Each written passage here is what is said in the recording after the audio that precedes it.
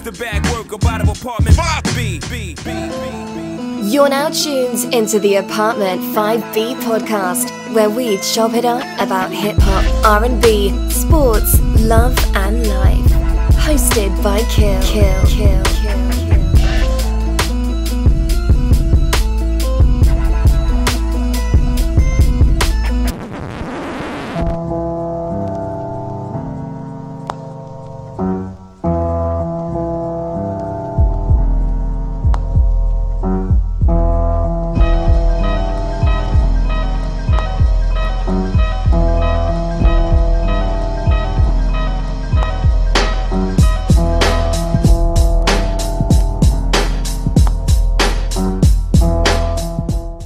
What's good? You tune in to Apartment 5B podcast hosted by your man Kill. I got my squad up here in effect with me today. We deep. We gonna get into a dope conversation. I got my man Tone from IntoTheDome.com. What's going on, good brother?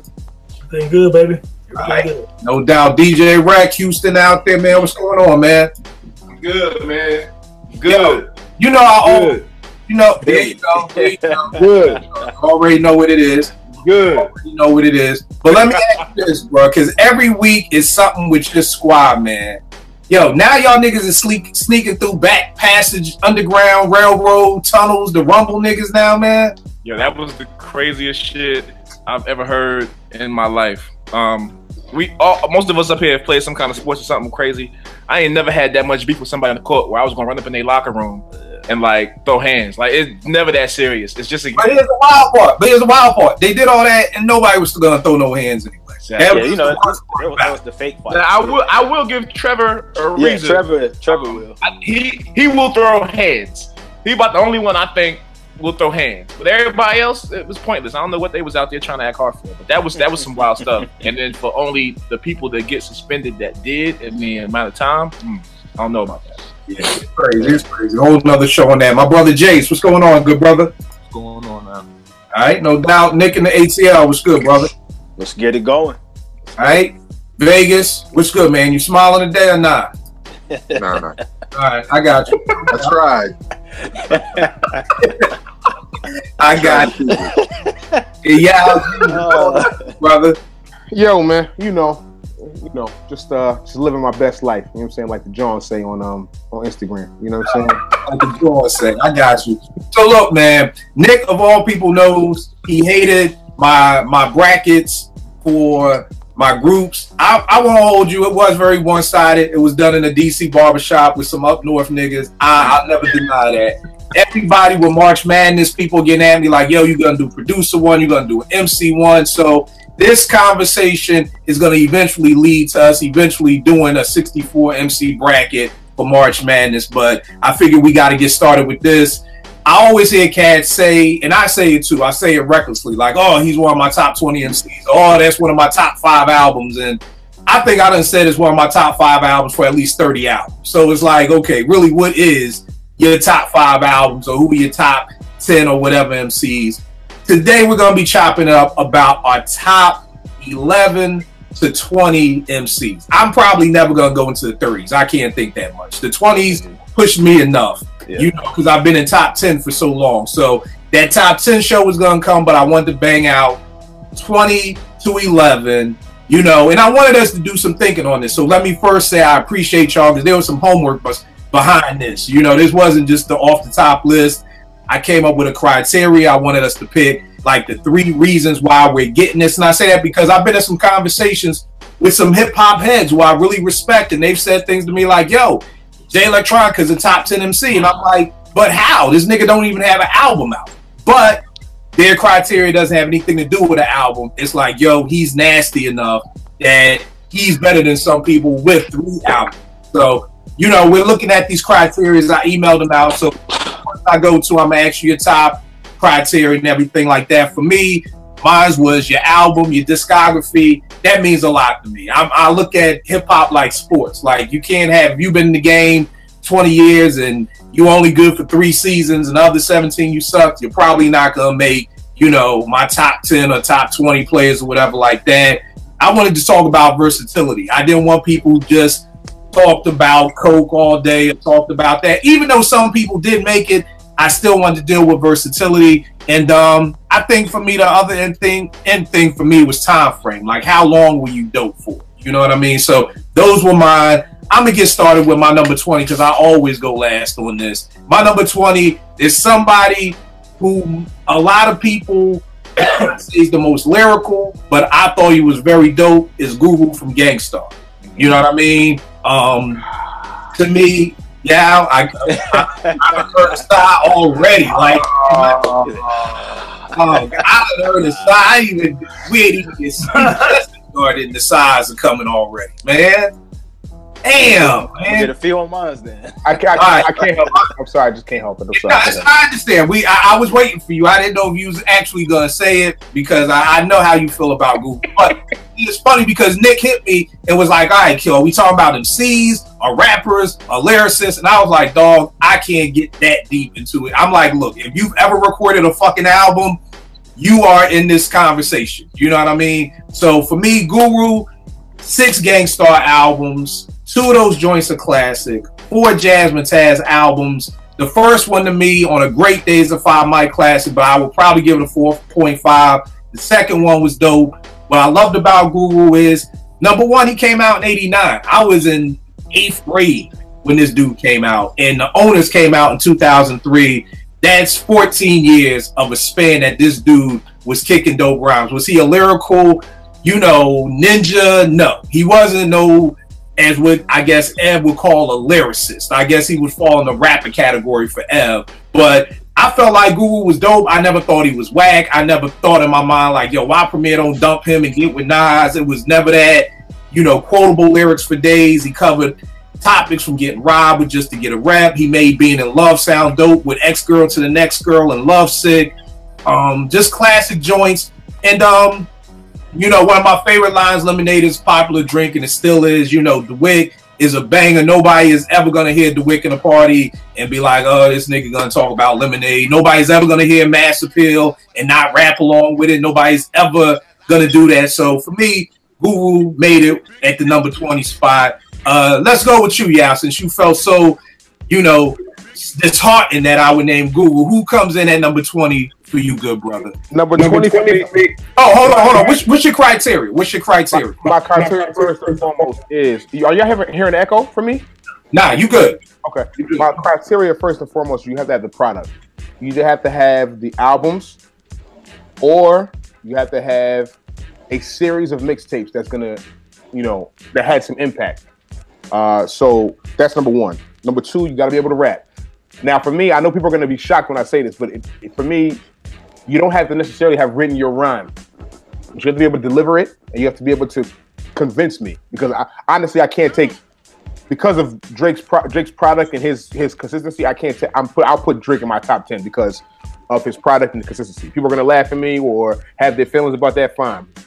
He might not write his own rhyme, but he delivers them shits like he wrote them. So I'll give him that. As long as your product is high level. And third, longevity and impact. I think those two go hand in hand. I feel like if you had a stretch of years where you were either the man or you've had like a long stretch where you've been in the game, still putting out albums, still putting out good product, not necessarily classic product, but good product enough to get you shows, enough to get you noticed. I think that's very important. So coming in at my number 20 would be T.I. Okay. T.I., I've been a big fan of T.I. since his first album. The second album came out, Trap Music, to me, like I said, I'm probably I'm one of the youngest people on this panel. So when T.I. came out, it was like kind of like a southern dude who had like East Coast swag. So trap music was big for me. Like it also had a lot of soul samples. I feel like at that point, Southern rappers had started to learn the template, and they really wanted to take on the challenge of like being listenable to the East Coast, fan. You know what I'm saying? I think they really took the challenge. Around that time, there was Ludacris, there was T.I., there was Rick Ross coming out soon after that. These guys, I think they had grown up on the East Coast rap, and they really wanted to like at least invoke some of that in their rhyme to be respected from New York, and I think T.I. did that. He's got great albums. Trap Music is a great album. Is it Grand Hustle? I'm not sure. That's the name of the album. I can't think of the name of the album. It's the third album, but that was a great album. He's put out T.I. vs. T.I.P. is a good album. The last album he put out last year, which I can't think of the name of right now, is also a great album. He's had the consistency. If we're looking at it right now, it's been like 13 to 14 years that T.I. has been making music and still has had music on the radio. So I think he deserves a credit from that, also being from the South. And also, like I said, claiming himself as the king and nobody challenging it. I think that has a lot to be said for that. So, you know, T.I. number 20. All right, no doubt. Vague, what's your criteria, good brother? Criteria was, I would say the variety was one. Not necessarily. I feel like it was a little interchangeable. It could be variety in flows. It could be variety in content. The other thing was impact. Not necessarily changing the game. In some cases, changing the game, and in other cases, just standing outside of your peers to the point where, you know, you're not he sounds like that kind of rapper. He, you know, if you're talking about a T.I. or you're talking about a Guru, when you hear Guru rap, it's Guru. There's nobody you can compare him to. And the third one, what is it? Well, I guess you could say albums for the most part, but I kind of felt like or put it this way, it had to be something where over time, I guess it's longevity in albums, but over time, it's albums that I can go back to without feeling like, oh, I didn't listen to this in such a long time. No, it's more like a muscle memory. It's like, you know, like, for example, like Reasonable Doubt, I probably listened to that a couple of times throughout the year just because, you know what I'm saying? Albums and artists that kind of have that is what I was thinking about. Damn, I didn't really put them in any order, but I would go with Fabulous. And Fabulous, my respect for him, because when I first heard Fabulous, when he was a Fabulous Sport, he was a Mace clone. I think on one of the Clue albums, or maybe right before the Clue album, whatever it was, he had this record where he was rhyming things that Mace would say, you know what I'm saying? And, you know, I was kind of turned off by that, especially since I was supposed to battle him. But Whoa! Excuse me. You can't throw that out. You can't just throw that out. I told you that before, man. You said no more stories, right? So man. Nah. Hey Vegas, nah, bro. Hey Vegas, we need that story, cuz. You supposed to battle Fab? I told you this. I said this on another podcast. You never said this one, bro. Your story always belittling our hip hop hero. So you've never told me. Nah, telling the truth about your hip hop hero. Right. But that's why I was saying what stories. Yeah. All right. Well, you know, back in whatever year it was, probably late 90s or whatever. As some of you know, I rhymed and shit, and my man Jay, you know, he's from Brooklyn, and his cousin, who used to play for UNLV, used to be saying, you know, his man was nice, and Jay was my man, and he used to be bragging about me, saying I was nice. So one time I was at Jay's crib in Crown Heights, and his cousin was there, and you know, Jay was like, yo, go get your man, you know what I'm saying, what's his name? And he was like, his name is Fabulous Sport, right? So I'm at the point, you know, back when I wasn't retired, where I'm like, go get that nigga. You know what I'm saying? Whatever. It never happened, but Fabulous Sport, Fabulous, that's who it was, because he was from Brevoy Projects, and that's where Jay's cousin was from. So it was going to happen, because I was with it, but it didn't happen. And I'm not saying anything like, yo, Fab didn't want it, no shit like that, because that's not true. But it just didn't, you know what I'm saying? But that's why I referred to him as Fabulous Sport. But when I heard that record and he was rhyming like Mace, you know I was overconfident at that point. Like, oh, nigga, you're not going to come in here rhyming like that. You know what I'm saying? But obviously, over time, and I'm talking about quick time with Fabulous on the mixtapes, once he dropped the Sport from his name on the DJ Clue mixtapes, killing them with the freestyles. You know what I'm saying? Like, I mean, cats think he nice now. He was nice back then before he had an album out. Now, album wise, he has an album here and there that I like. He's never really had an album where I could say, yo, Fabulous has a classic, but ironically, he has classic mixtapes. You know what I'm saying? But I always feel like looking at this Freddie versus Jason album, like, this is a dude that doesn't get a lot of credit, and I'm impressed every time I hear him because he does not slow down. You know what I'm saying? And he's done different flows. He's rhymed over different beats. He does the R&B, you know, rap on the joint, make the joint hot or whatever. Fabulous is kind of like what Jay-Z used to say Memphis Bleak was going to be, but Fabulous is more of that. To me, Memphis Bleak was cool, but Fabulous is more of like an extension of a Jay-Z to me than anything, because this dude has been hungry for years. You're talking about late 90s, and he's still doing it on a high level. So, yeah, Fabulous was never like somebody I would put my top 20, but he's there now. You know what I'm saying? So, no doubt, I can't be mad at that. I mean, to me, he killed that Jason and Freddie joint. You know what I mean? So I didn't expect that, but I feel you. Hey, Kill, real quick, can we talk about that polo hoodie you got right there, brother? I need dibs on that, man. You know what I'm saying? I need that joint, bro. We gonna talk. Before we got started, me and Jace was just talking about this Snow Beach thing, man, and going on. So yeah. Well, you gotta come out here and go shopping with me, man. My plugged out polo outlet. It's stupid. I'm coming through. I'm in there, bro. I need some of that work, man. I need some of that. No doubt. Nick, what's going on, good brother? What's your criteria and who's your number 20? Mine's is kind of different for each one. We 7 deep, so I'm keeping mine real short. Too short is my 20, mainly because I think he has like a distinctive voice, like Vegas was saying. When Guru rap, it's Guru. I know Too Short is more of a rapper than the lyricist too, so I don't want people getting mad at me about that when they watch it. But you know, he kind of helped put the independent hustle, the independent to the major label move in motion out in the Bay. And to me, he got classic albums. If you know, I know he got the Triple X raps, he got the Rags to Riches raps too. That's Too Short is my 20 for those reasons.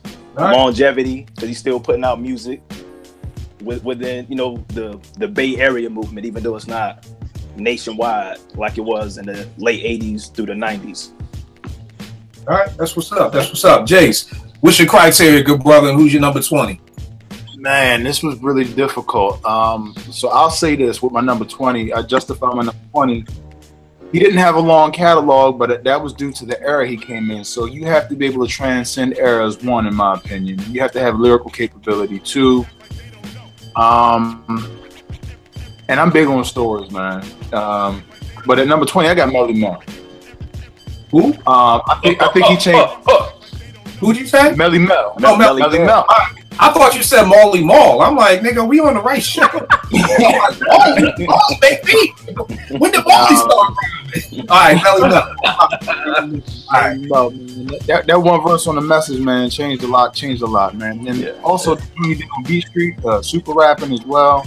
He had a couple joints, man, but back then it was not as easy to pump out albums as it is now. And even if you can pump out an album, can you pump out a dope album? So, but anyway, number 20, Melly Mel. White lines alone, man. Don't even get started on white lines. So that right there, ain't nobody mad at that. DJ Rack, what's your criteria and your number 20, good brother? So my criteria is hold on. It is discography, albums. It doesn't have to be long. You don't have to have a 15-year career, but you gotta have a solid span of at least 3 albums. 2 to 3 albums that where we can say, okay, this cat was doing something. Lyrics, definitely. You cannot come in this game and not have no lyrics, period. And I'm going with originality as an MC, man. All right. That's big because that's lost in 2018. So my number 20, Special Ed, man. In my opinion, I think he had the dopest 1 and 2 albums as far as like back-to-back albums. You know, you get your freshman album, your sophomore album. I think those were 2 of the dopest releases, especially at a time where everything was dope. You know, came out 88, 89. Youngest in Charge, and Legal, which I still think is probably one of the most underrated albums in hip hop. Yo, Legal is slept on, dog. I don't know if it's an album with him trying to be a model or whatever, but yeah, the cover threw people off. It was dope. It did. But you gotta remember too. That's how we dressed. So the cover, in my opinion, the cover shouldn't have threw nobody off. We all dressed that way, but not down south. You was.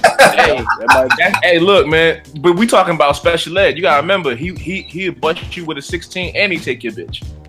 So I mean, you can't judge him based off what he had on. You know what I'm saying?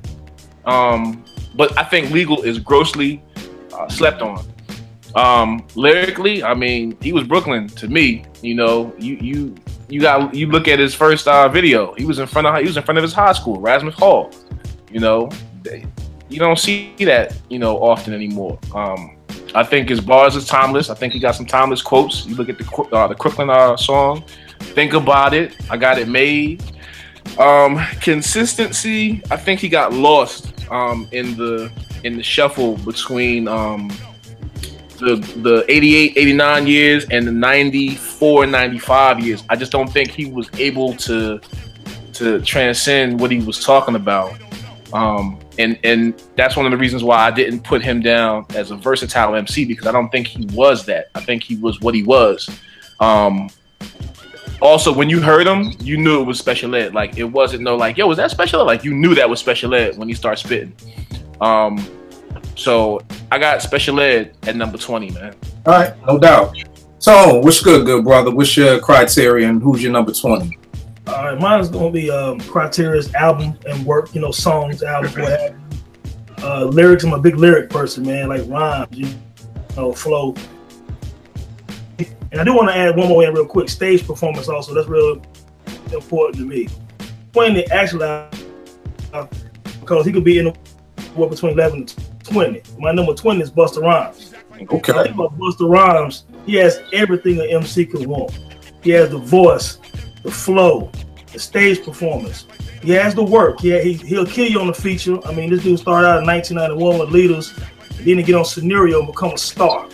After that, Anticipation, what have you, that coming album come out, big singles, killing the video scene. He probably changed the game for rap videos. He took it to another level with like almost watching a movie. You know what I'm saying? And then real talk, Busta can spit. He's an underrated lyricist. You know what I'm saying? It can go toe to toe with any MC. Shout out to High. Yeah, no doubt. No doubt. And, so he has it, man. So I say Busta could be anywhere between 11 and 20 to me, but the show, man, I'm gonna go ahead and number 20, Busta Rhymes. All right, I ain't mad at Busta at all, man. Coming at number 18, I got my man, the Abstract Poetic, Q-Tip. You know what I mean? Talking about 6 Tribe albums, 2 of them are classic to me. With Low and at Midnight, 3 solo albums. You say 19. 19. Okay, sorry. Oh, no. 3 solo albums. I ain't never really been in love with his solo stuff like that, but I think, for a while, Tip was, to me, hip-hop's Fab before Fab. And what I mean by that is, like Vegas said, Fab, if you look at Fab guest verses, this dude may have over 100 guest verses. Oh, it's more than that.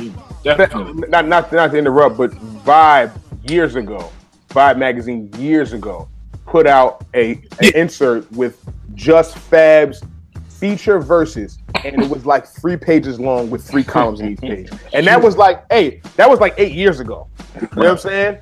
Yeah. Fab? Bruh, nah. Nah, I feel you. And to me, that's what Tip was in the 90s. Like, everybody had a Tip verse in the 90s. He would always kill it to me. You know what I mean? He had the ill voice. Like we've all been saying, when you hear Tip, it's never know who's rhyming. You know it was Tip. Anytime I saw Tip featured, I was interested. After we found out he was the one doing the beats, if I saw produced by Tip, I was interested. You know what I mean? So, Tip guy coming in my number 18 spot. One of my favorite quotes from him, of course, the record companies are shady. Industry rule number 4080. I think that's one of them quotes that people will just be using forever. Anytime anybody to me talks about the record industry, they come with that one right there. And to be able to say that and you on Jive Records, that's some old shit you say when you off the label. Like that's like talking shit about your wife and she in the room. Like you got some, just don't go. Like, so to be able to say that, you know, and you on Jive, I was like, okay. But yeah, number 18 is Q-Tip for me. Yeah, who's your number 18? I was gonna say Fabulous, but you know, Vegas already went there, so I'm gonna go to 18. But let me just say a few things about Fabulous. I think also, like we said, the feature verses are a thing that he does. He's got 2 classic mixtape series, and also he's also like a top 5. He's arguably a top 10 New York City rapper of all time, and that says something to me. You know what I'm saying? That still means something to me. So Fab. But I'm gonna go to I'm 18. I'm gonna go to DMX, man.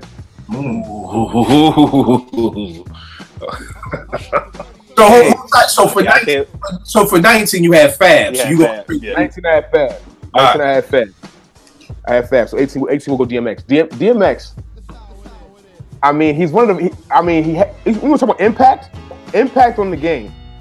I'm not sure if anybody 50. He probably, I would say 50 came in the game probably a little harder than DMX. But when DMX came in, it was like flat, boom, he's here. You know what I'm saying? Song after song, hard record, was part of the bringing back of New York. You know what I'm saying? Like he was in that Red Man class that, you know, New York was off for a while. So once it was DMX, then it was Def Squad, it was Jay. That same era helped bring a whole New York back to the forefront. And I mean, he put out two albums in a year. One of them is classic. You probably call both of them classic. Both of them. Me personally, think both of them. Both of them are classic. Like honestly, I didn't want to believe the second one was as good as the first one, and it probably isn't. But it's right there. It really is right there. And what he did, it was unprecedented. You know what I'm saying? Like it was like this guy. It's like crackhead that was in love with dogs. Crackhead that was in love with dogs. Oh, man. And was rhyming. He would rhyme like a pit bull. Like he aggressive. And it was like, yo, we used to get hyped for hoop games, football games. If you were doing any type of workout, DMX. If you was going to a party, DMX. And, you know, he didn't have I won't say longevity as far as, you know, he peaked at his second album. He probably peaked. But still had work, still had singles on the radio throughout his career for another 4 or 5 years before, you know, unfortunately he fell off the wagon and really got back into drugs. But DMX, number 18, that impact, it was too real. Like between 1998 and 2001, I'm actually, you might not have heard another thing on the radio. You heard DMX on the radio every 10 minutes. Every 10 minutes. Yeah, that was the escape from the shiny suit era. Yeah, definitely. All right, no doubt. Veg, who did you have up at number 19?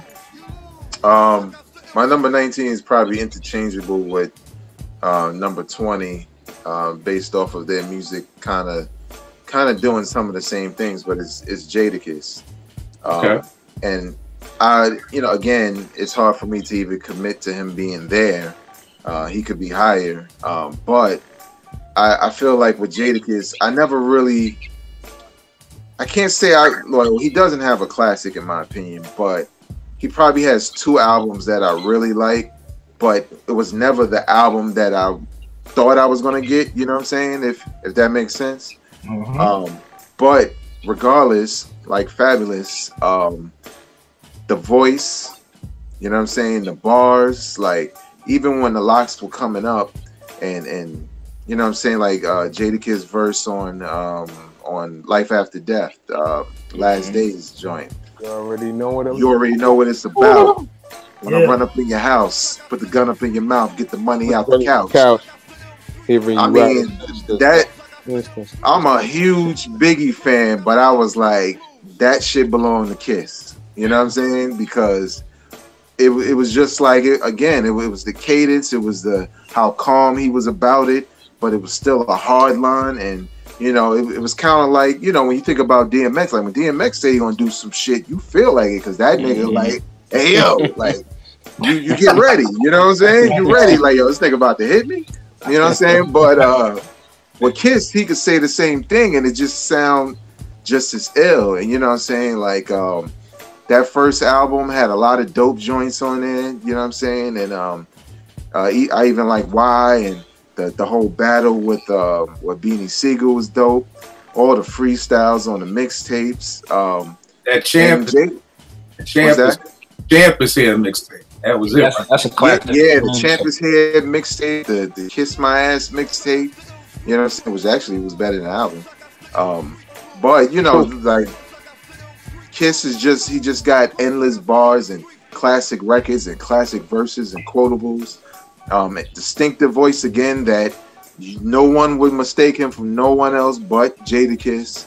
And what I meant to say about Fabulous in regards to impact, and same thing for Jadakiss is, you know, God forbid, but if they were to pass away or just say they're not making music ever again, and people go back and listen to all of that, because that's what people tend to do, then they kind of underappreciate it in a lot of ways. I think a lot of people say Jadakiss because we know he's nice, but then when you really go back and look at his body of work and verses and stuff like that, you know, that dude put a lot of shit out there that just went over people's heads, you know what I'm saying?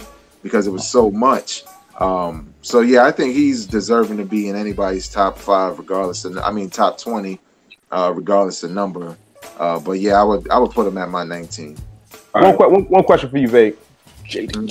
So do you think Kiss had the better verse on that what's the name song? Last Days? You think Kiss had the best verse? Yeah, I think so. Like if you start saying some of the other verses, I might have to think about it. But that intro with the beat, that shit get me every time. That beat breakdown too helped it out too. The way Ham did that. It did. Yeah. But I think Big comes on the verse and says, I'm not even gonna get to it. But listen, we should do a show on who got who on like. I think you did that already. You did? We've done a joint like that. You be out all over the planet, man. I'm fucking with Rex. I would say Big had the better verse. Go blame it on me. But the fact that Jadakiss was new, yeah, like that was my introduction, because that was before Money, Power, Respect, right? Yes. Yeah, definitely. More yeah. So like, who is this young cat spitting like that? So that kind of give you that like. I wouldn't be mad at somebody giving him the edge on that track, but I know what you was gonna say with the Big verse. But Jadakiss did body that shit. Who the fuck wanna squeeze? I'm sorry, I had to say that big line. See, you can't do that. You can't do that because then the Brooklyn start flowing through my veins, and then I change my answer. Like, you know what? Fuck that. Big is better. Yeah. Me, dog. Oh man, I didn't mean that. Go ahead, man. Go ahead. All right, yo, Nick, who you got at number 19, bro? 19, Ice-T, pioneer of gangster rap, as far as I know. I know it's debatable. He got good to great albums. A couple of them classic. I don't know, like Ron Pay's Power, the original gangster album. Yeah. You know, yeah. So and he influenced one of my favorite rappers of all time, Ice Cube. So I think he's not the most lyrical cat, of course, but you know, I would give him the 19th slot for those reasons. And he had a pretty long career too. It wasn't like real short. He had a good 6-year span where he was putting out solid music. No doubt. The funny thing about Ice is I read his book and really made me respect him that much more. You know what I mean? Not necessarily the MC, but just respecting him as a person and as a man, definitely after reading his book. And New Jack Hustler off the New Jack City soundtrack was crazy. That was crazy. But just to throw a little tidbit in there, even Ice-T will admit that Schoolie D from Philly. No doubt. That's why. Yeah. That's why even Ice acknowledges that. Okay, Mr. Philly. Well, hell, I got a lot to hang our hat on, so I gotta hang it where I can. Jace, who's your number 19, bro? LL Cool J. Oh, yes, sir. Well, Yeah. okay. Let's talk about it. I think LL Cool J is very underrated. And like Vegas already said, man, if you go back and check his body of work, he's undeniable in my opinion, man. I think he was a lot of what Hove is before Hove was. And I just think he's a superb MC, man. He can give you battling, give you street, he can give you a love ballad. He can give you that knock if you want that knock. You need to get workout music. He can motivate you, inspire you. Dope lyricist. All right, no doubt. And the Walking with a Panther Anthem album is not as bad as people say. It's not. Stick to that. It's really not. It just came out at the wrong time. Vegas. Yeah, Vegas. I challenge you to go back now. Yo, Vegas' voice just cut right through that. Yes, it is. Yo, I'm not listening to that shit. I listen to Dingling Baby. I love that record. I'm with Biggie. Man, the nigga had a goddamn panther on the cover, man. Like, nah, I can't. I won't. We didn't have that as a whack album cover. We didn't have that as a whack album cover. We had that as a whack album cover. We for the next whack album cover. This nigga thought he was my whack. That's what happens at I Need Love. And that money, man. He was in LA. Yeah, I mean, I want to see the invoice that nigga put from Def Jam to the damn food for the damn pants or stuff. Yo, where's the invoice for that? Like, yo, I would have paid for Russell. I know Russell was like this. All right, but yeah, Popping Them was hard. I will say that album started off hard, but then he had like 5 slow jams and yeah. All right, Rack, who's your number 19? It ain't LL Cool J. That's for damn sure. Don't be mad at me because L is much higher than 19 on mine, but that's a whole other way higher than mine. That's gonna be on the next episode. Yeah, exactly. So this is based off my criteria, man. Yo, Fife, man. And it's for reasons that people don't think about. So when People's Instinctive came out, you had no clue that the nigga was in the group. Yep. And by track 2, Bugging Out on the Low End Theory, all that shit got put to rest. For me, I ended up checking for him on everything that he did just based off of that to see if that's what it was going to be. I think from a Tribe standpoint, he came into his own and held his own, even when you didn't think he was going to do that. With the, was it Ventilation? Was that the name of the album? Yep. The solo. Yeah. Another slept on album. And then when you look at the production, I mean, Pete Rock, Dilla, High Tech. Yeah. I just think that he never got his just due until he died. Unfortunately, like Veg said, like people tend to go back and check people's catalogs, honestly, when it's too late. I put Fife on this list because of the fact that he got better up until he stopped giving a fuck from a Tribe standpoint, because we all know how that went. But he was able to let you know that he was in the group just based off his verses, his lyrics, and what he did. So Fife is my 19. All right, no doubt. So who you got 19? 19 of my man Sav, DMX. And just to be short, X is another one like Buster. He could be anywhere between my number 11 and number 20. I mean, X's career speaks for itself. And even though he had 2 dope albums at the beginning, I actually and then there was X in the Great Depression as well. Solid joints on it. He still showed the same passion and emotion on the tracks. He had street bangers, club bangers. He always killed features. Stage presence was always very dope, especially early on. I mean, that Hard Knock Life tour, I remember going to that Hard Knock Life tour, and Jay was the headliner. And even though Jay was starting to get better with his performances, man, he just couldn't match X intensity, man. And finally, X is that felt MC like a Tupac or Eminem. Like, if you rock with him, you really rock with him. You really feel DMX. You know what I'm saying? And that's a skill from an MC. You know what I'm saying? So he's number 19, man, but definitely he's one of the greatest to me. If he would have just been able to stay focused with battling those personal demons, man, it could be a much higher. So that's DMX for me, number 19. What was the joint he had with Cameron back in like 97? Pull it. Yeah. Yo, that song was never released or mastered or mixed. No, and it's travesty. It's an absolute travesty. Well, I mean, it wasn't meant for anything but what it was. Bro, that should have been on Cameron's album. That should have been on Cameron's album. Confessions of Fire should have been on there. Right. Who was you going to say one thing about DMX? What was you going to say, Bang?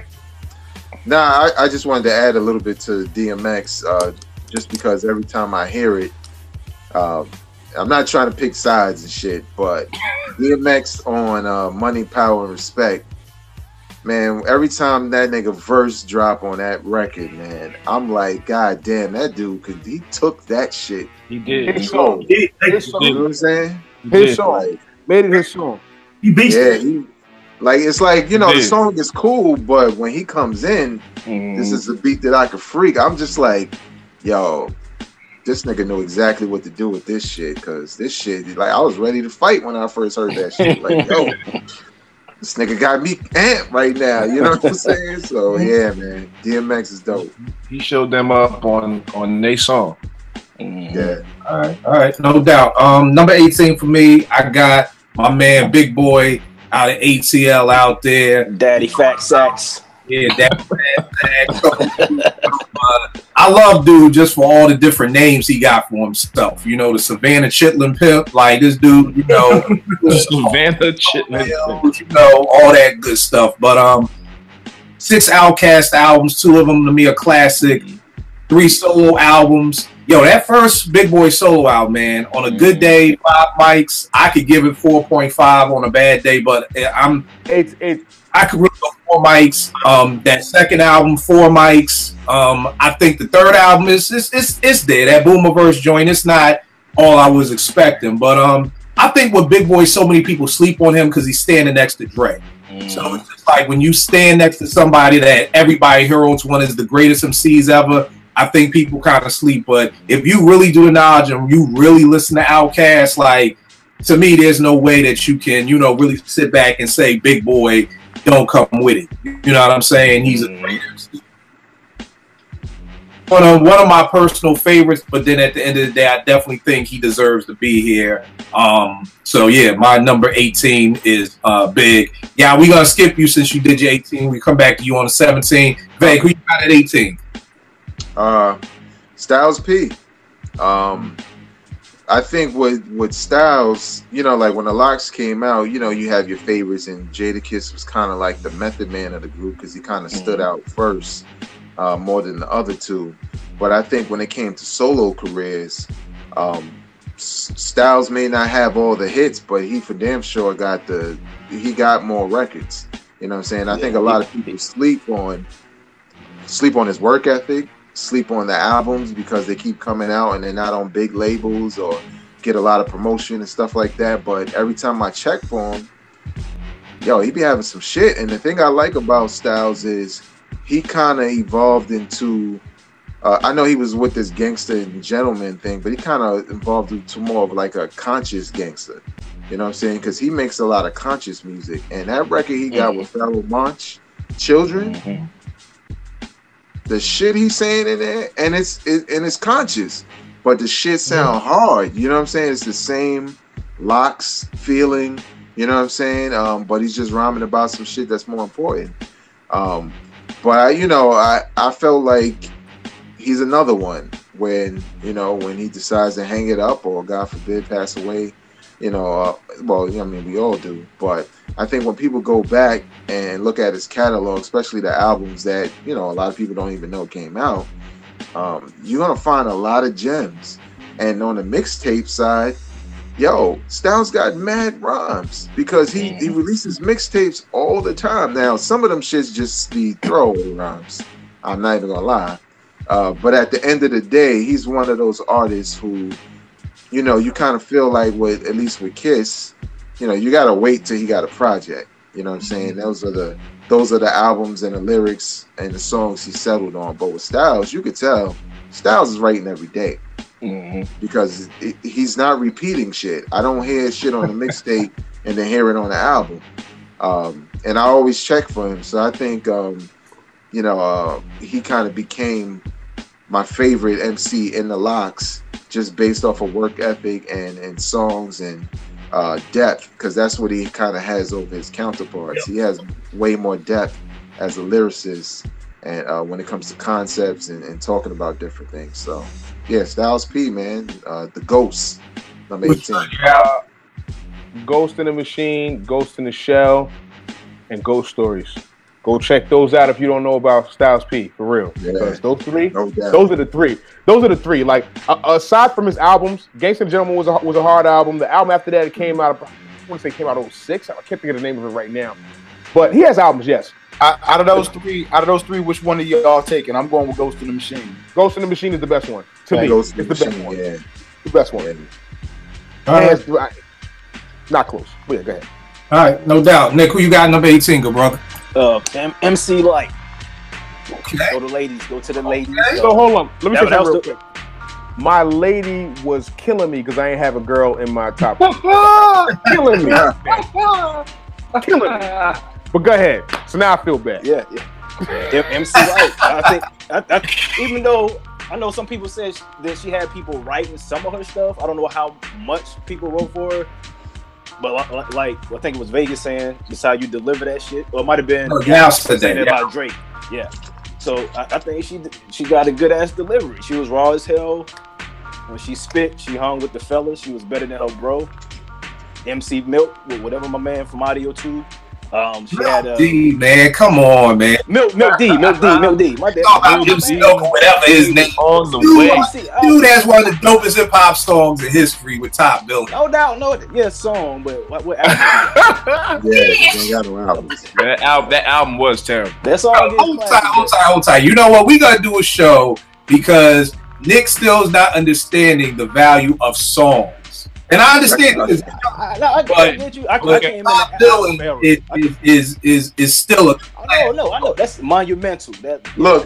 Hey, look. As a representative of Brooklyn, and that was a Brooklyn anthem at the time. I loved Audio 2, Top Billing. But when I learned the nigga name, I said that's the wackest shit I ever heard in my life. So you are forgiven for getting that nigga's name now. Milk D, are you drinking milk and shit? Well, I love Top Billing though. I love Top Billing. Yeah. Yo, I Don't Care was dope too. The song, I Don't Care. Oh yeah, it was. I Don't Care was dope. But we'll get on that later. But I'm sorry, Nick. Finish with your love from. Yeah, that's the MC Light. She had good albums earlier on in her career, classic singles. Pioneer for the ladies, maybe. I know she wasn't the first lady MC, but I think she was the first one that got a lot of respect. At least I'll tell you this my about age. If y'all don't have this first proper Basement Flavor album, Google it. Google it, YouTube it. She has a joint on here called Survival of the Fittest. This is the remix. You're talking about MC Light spitting for like 75 bars. Like some crazy, like, yo, this is it right here. This is some old, the joint she had with that's on here, I'm Not Having It, with Positive K. Yeah, that was dope. Dope back and forth joint. So I'm with you, Nick, on that MC Light. That's dope. MC Light at 18. There we go. Excuse me, miss. No, I'm not having it. No doubt. Hey, so you got at 18, good brother. Jace, who you got? Oh, I couldn't hear you. I got Fab for all the reasons that Vegas and Meow echoed. The Soul Tape series, phenomenal mixtape series. I just wanted to throw that in there, but yeah, I got Fab at 18. And I will say this about Fab too. The thing that I respect about Fab is that he's done what I've always said. I wish more cats would do, like a Jay-Z. Like, I get it. You got to pay your bills and all that, so you make them albums. But give us something over here, and that's what I respect about him, is that he gives us the soul tapes, which is really dope. And I just don't know why more artists don't do that. Like, I get it. I'm not even, like, that's how I am with Kiss. Like, I'm not even checking for a Kiss album. I'm just good with the mix. He sprinkled some on the albums too. I mean, yeah, but This is a whole. Sprinkle some. I mean, I know you got to move the units. But there'll be some gems on the album too. Yeah, true indeed. Rec, who you got at 18? At 18, man, I was torn, man, and I still am kind of torn, but I'm gonna go with it, man. Method Man, only because of his appearances, honestly, outside of the Wu, man. He was able to keep his longevity going outside of the turmoil that was going on in the Wu, and it wasn't classic albums. But it was just, he kept himself relevant in his lane. As far as the style is concerned, I mean, he's able to switch his flows, switch his styles. You know, I think he's one of the best at that. But he's getting to a point now to where, and I don't know if anybody's checking for him. You know, I think Ghostface has taken his crown when it comes to Wu members. Him and Ray, as far as Wu members who are stepping up to the plate and doing that and have done it. But as far as who was there first, I gotta go with Meth, man. I'm sorry. All right, hey, I ain't mad at Meth. I ain't mad. Yeah, I'm not, but I'm still torn, man, because I'm a huge Ghost and Ray fan, and I want to put them there. They get the nod before Meth, yo. Come on now. And I'm not saying you're wrong. No. This Rex list. I'm not saying you're wrong. I'm not saying you're wrong because it's an argument as to why. But so hold up though. Based on the criteria, he was there first. But longevity, they get it. You got a point. You got a point. Like I said, I'm torn. They start throwing out the little joke. I sat here for 20 minutes trying to figure out what I can do. No, I said you threw out the little joke on him. You said his criteria don't match up with what his picks are, man. He called foul on you, right? It's all good, man. Sometimes, you know, cats call foul on you. You just got to hit the game-winning shot on them. It's all good. Okay. It's all good. I've been there before. It ain't nothing. Here you go. Touche. All right. Yeah, exactly. All right, so who you got? Who you got at 18? Couldn't hear you. Me? Yeah, Tone, on you. I have Chuck D at 18. I don't think you can have a top 20 MC list without Chuck D. He's like the civil rights activist for hip hop. You know, he's the first. After Melly Mel did the message, you know what I'm saying, and took it there. Chuck D and Public Enemy took it to a whole nother worldwide level. Since 1987, since Yo Bum Rush the Show. And then you follow that joint up with it, Take a Nation $1 Million. I still listen to Black Steel an Hour Chaos and just shake my head, man. Powerful, man. You know what I'm saying? And he stage presence. I saw Public Enemy back in the 90s live. They were great live. You know, they have the albums. He has the longevity. He has the impact. Yo, Chuck D, man, you can't have a top 20 to me without Chuck D in it. So that's my number 18. All right, no doubt. I'm gonna echo that sentiment with Chuck at my number 17 spot. For all the reasons you just said, 13 albums. To me, It Takes a Nation of Millions is a classic. To me personally, it's my favorite hip hop album ever. The second one, Fear of a Black Planet, I give a strong 4.5. To me, he's the greatest voice in hip hop. You know, Chuck just was there. When he spoke, you listened. It was what we already said about other MCs like you. When you hear Meth, you know it's Meth. But when you heard Chuck, you listened. You know, and the fact that Chuck could take at a time. You know, again, with the help of things going on at the Latin Quarters, because I used to give Chuck all the props, and then after reading about the Latin Quarters, I heard, you know, it kind of started there first from taking gold rope chains to African medallions. He took, I think, even if he didn't start it, he helped take that across the world, because that was the Latin Quarters, that was in New York. You know what I mean? But for me in Philly and for people everywhere, I think it was kind of like, okay, put away your rope chains. Take off your four-finger rings. Let's get these African medallions. Let's get this Malcolm X reads. Let's get the autobiography. Like, I mean, just anytime I see the Fight the Power video, and just seeing the people that he had out there, you know, those weren't just the righteous people. That was all of Brooklyn and all of New York that was there for that Spike Lee shoot, for what he did with the Fight the Power. And the thing that I love about him is he stayed true to his roots. You know, he came in, and a lot of times people don't understand. I want to say Chuck is maybe pushing 60. So he 57. Was like late 20s, yeah. I was a shorty, you know what I mean? So that's why he was kicking that knowledge, because he had that knowledge. You know, he was older. He wasn't no young cat. And that made me respect him even more, that you're not a young cat, but you're headlining these tours with young cats. You know what I mean? And they respect you. So, and I've always said it, people who know me, know this or watch, I didn't sell drugs because of Chuck D. Like, it's literally that simple. And what I mean by he stood by it, I felt like he brought in that black movement that everybody jumped onto. And when people jumped off, because people forget, Tragedy used to be the intelligent hoodlum. You know, and Gaddafi, you know, he went from arrested president, he the drug dealer, to becoming a fucking drug dealer. You know what I mean? So Chuck just stayed his course. So definitely 17 Chuck D for me. What you got there, Veg? I know you pulled something out. Huh? Oh, I thought you pulled something out. I thought you had something. I know you being in Brooklyn and you wanted to be and do the right thing. I thought you had like one of the big or something. I saw you go. I thought you was reaching for something or something. Nah, I was reaching for some covers. It's cold as shit in this basement. That's why you ain't see me neatly fold that shit on my legs. I thought the covers were one of the. I was like, yo, baby, fight here with the Fight the Power of Brooklyn. Well, yeah. I was there during the Fight the Power video because the Do the Right Thing was shot around the corner from my block. So, you know, as a kid, you ain't never been on a movie set, so I was out there all the time. And I remember that day, you know, you come outside, you like, where the fuck everybody at? And that one person is like, yeah, Public Enemy shooting a video around the corner. So I was like, I ran down there.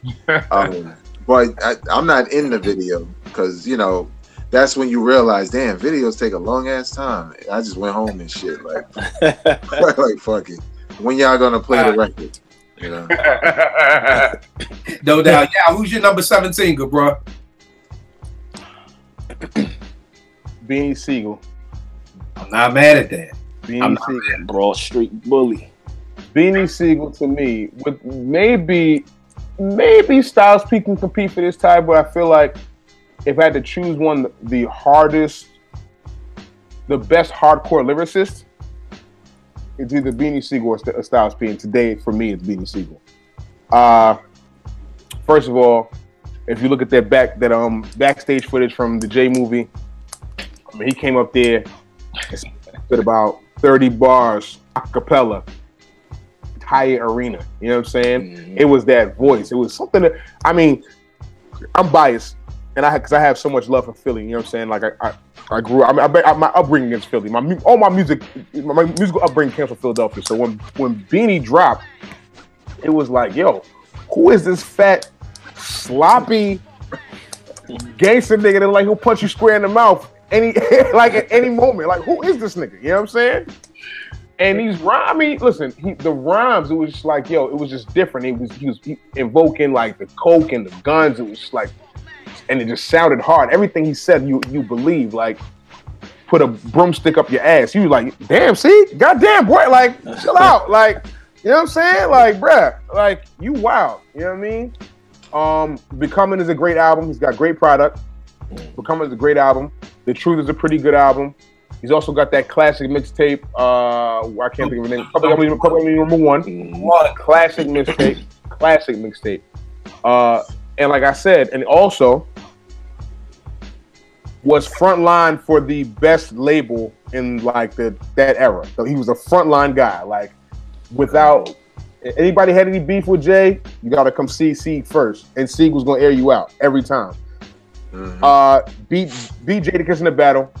I think that's common knowledge. People try to argue it, but it's just not an argument for me. If you know what, but the funny thing is, we doing a show about that because there's some joints that I thought that was common knowledge that ain't with some folks. So that's the show. Okay, all right. But book me for that, please. I'd like to be involved with that show. Thank you, sir. Yeah. So like, Sieg beat Jadakiss in the battle. You know what I'm saying? And I mean, and he's also another guy that's responsible for an entire region of music that came out at a certain point. Like, it was him. It was Philly's Most Wanted, Major Figures. It was, you know what I'm saying? It was Ram Squad was in that same. Well, I mean, they were coming. I mean, they were already out, but like, Siegel brought Philly up, and then you have the tree. Like, Young Guns came out, PD Crack, all that, Oskino and Sparks. That all came from Sieg. Freeway. How did I forget Freeway? You know, Freeway was one of my favorite rappers ever. Like, the tree. So he's responsible. Like I said, if you want to think about it, like, Philadelphia is responsible for majority of like Rockefeller's movement, and it's because of Beanie Siegel. Mm-hmm. It's because of Beanie Siegel. No doubt, no doubt. That's the topic for a whole nother show. One more thing about Beanie. I think I may be one of the few people that prefer the second album over The Truth. What was it called? The Reason? The Reason. I didn't like the first album. To me, I didn't like the first album either. The first one had one song on there, The Truth. Yeah. That was the only song I liked on there. That was probably one of the most disappointing albums for me, because coming off of that verse he did off of the Belly soundtrack about Monopoly. I was all ready for being. I mean, just creative shit like that he was doing, like Monopoly, and like even when he started switching his flow, started fitting. I don't even know how to explain it to y'all in rap terms, but it was like he'd fit like 3 bars into a 2-bar stretch. You know what I'm saying? That was his shit. You know what I'm saying? I'm not sure if you understand what I'm saying when you count bars. You know what I'm saying? He'd fit 3 rhyme patterns into 2 very creatively. Like I'd never heard it before because I'm studying this shit all day trying to become great. I'm saying when I'm 19, 20, 21 years old and he's doing this, I'm like, yo, how'd he do that? But that's his own shit that a lot of people he's not gonna get credit for that because I don't think people delve into the actual the technician of a rapper. You know what I'm saying? I don't think people delve into it. On the Roots album that Adrenaline. Stupid. Killed that. So, I mean, dog, he's on a Roots album in 1998. He's on arguably the greatest Roots album that came out. At least the most acclimated Roots album. Yeah. You know how that happened? Malik brought him through the crib. And he heard him spit, and they was just like, yo, we gotta put this nigga on. Like it was like Malik brought some big nigga through, he rhymed in the cypher, nigga, you coming to the studio. And that was it. We gonna move on, but one of my favorite Beans joints, I always say it, I'm built for the truck, but I look good in the cool. Like fresh fitted, some boots, the army fatigues, but still I rock the shit out of suits, man. I tell you, man. Yeah. Vague, number 17 for you, good brother. Number 17, I got Tupac. Okay. Damn! I wasn't. Hey, look, there was a point in time where the nigga didn't even make my list. Hey, listen. I listen to Vague talk all day, bro. Vague, I feel you. No lie, listen. So I did this with my lady, and she was like, you're not gonna mention Tupac? And I was like, okay, Tupac gotta be our top 10. I was reluctant because, you know what I'm saying, I don't really fuck with a nigga like that. Yeah. Look. When I was over here reaching, I was like, damn, nobody gonna say Tupac. Like, let me just but I could back it up though. Because I feel like with Tupac initially, I wasn't a fan like that. I was a fan of songs like when I saw him on the Digital Underground record. I saw a video. What was that called again? All Around the World. All Around the World. Same song, yeah.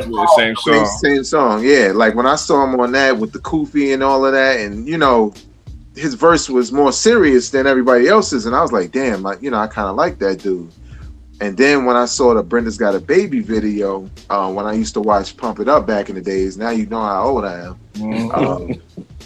It didn't matter how many times it came on. I always loved that record because, I felt like, I don't know, he was communicating very well through record. You know what I'm saying? It wasn't about style and lyrics. It was, I felt like he was teaching me something, about abortion. And how many cats were talking about shit like that? Niggas wouldn't waste a single on something that serious. That wasn't a common. Well, maybe Chuck D would, but it wasn't a common thing to do, especially for a new cat around that time. And over the years, I like certain records, like I Get Around, of course, and Keep Your Head Up. But I was never really excited for an album until I heard All Eyes on Me. And I was literally like, yo, I think I like every record on this shit. And, and I bought it, you know what I'm saying? And Tupac has the impact. He has the albums. He has the concepts. You know what I'm saying? He could be like, you wonder why they call you bitch in one record. Next record, he like keep your head up. Next record, he like toss it up. You know what I'm saying? Next record, he like Ghetto Heaven. You know what I'm saying? And I kind of like that about him because a lot of his beats too would be real soulful, and I will always feel like when the beat would start, like, damn, how are you gonna rap over this shit? You know what I'm saying? But when the record would start, I would be like, damn, this shit sound good. I love Changes, like that record. I love it. And it's nothing special about the beat.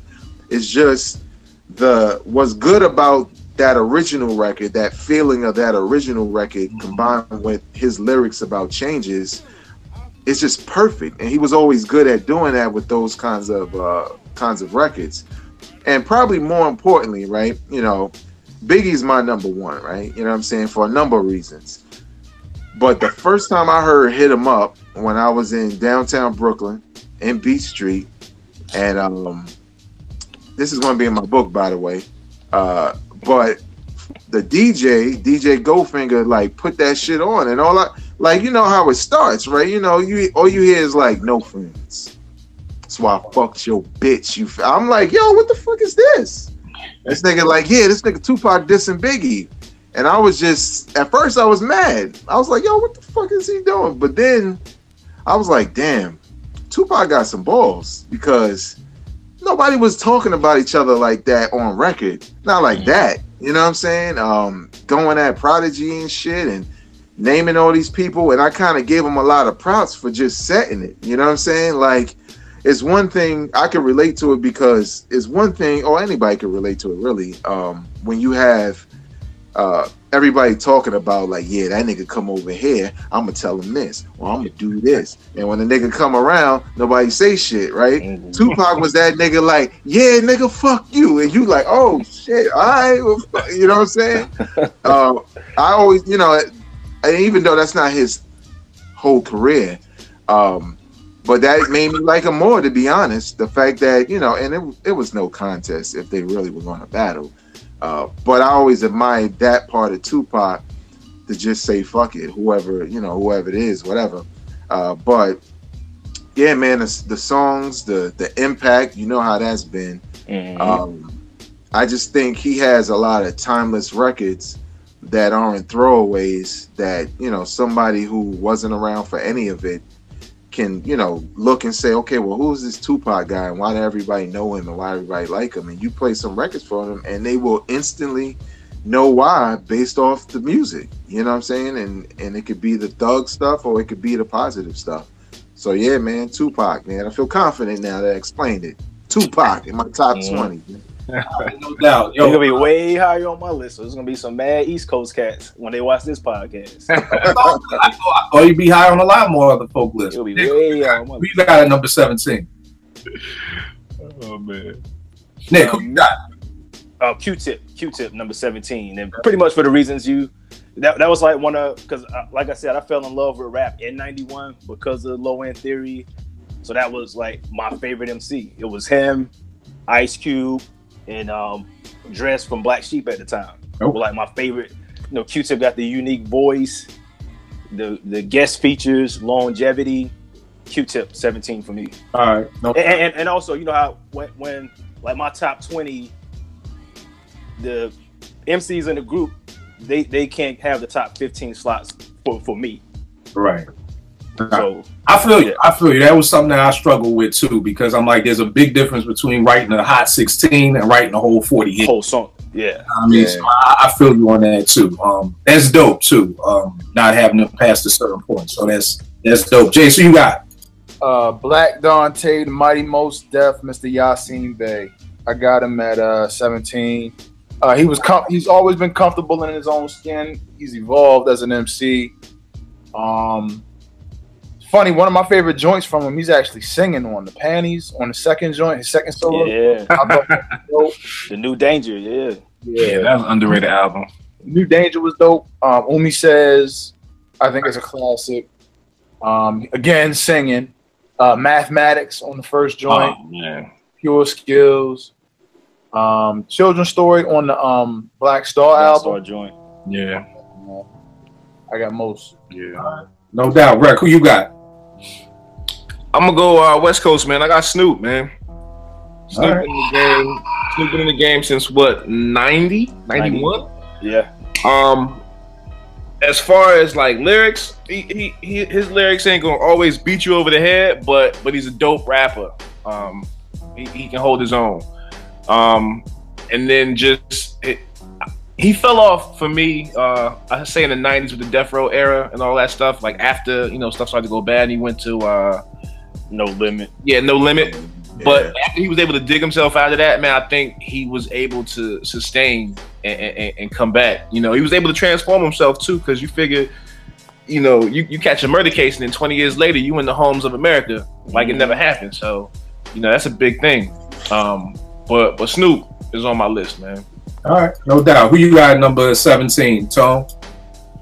I got Big Daddy Kane, man. You know, Kane at one point. I mean, I'm 42, so I remember being in high school. Everybody was arguing who's the best between Kane and Rakim and KRS. So he's one of those elite God MCs, no doubt. But after that, it's a Big Daddy thing, man. His album output, songs just shit with shit. You know what I'm saying? So his first two songs are classic joints or whatever, classic singles, but man, he doesn't have a longevity, man, after that second album, man. So, but as far as the skills, the stage presence and everything like that, I mean, he's one of the greats in that regard. So no diss on Kane on that, but he outside my top 10 because I can only rock with 2 of his albums, man. You know what I'm saying? So that's kind of what it is, man. He's definitely a God MC though, but he just didn't crack my top 10 right now. So I feel you. And that's one of the reasons.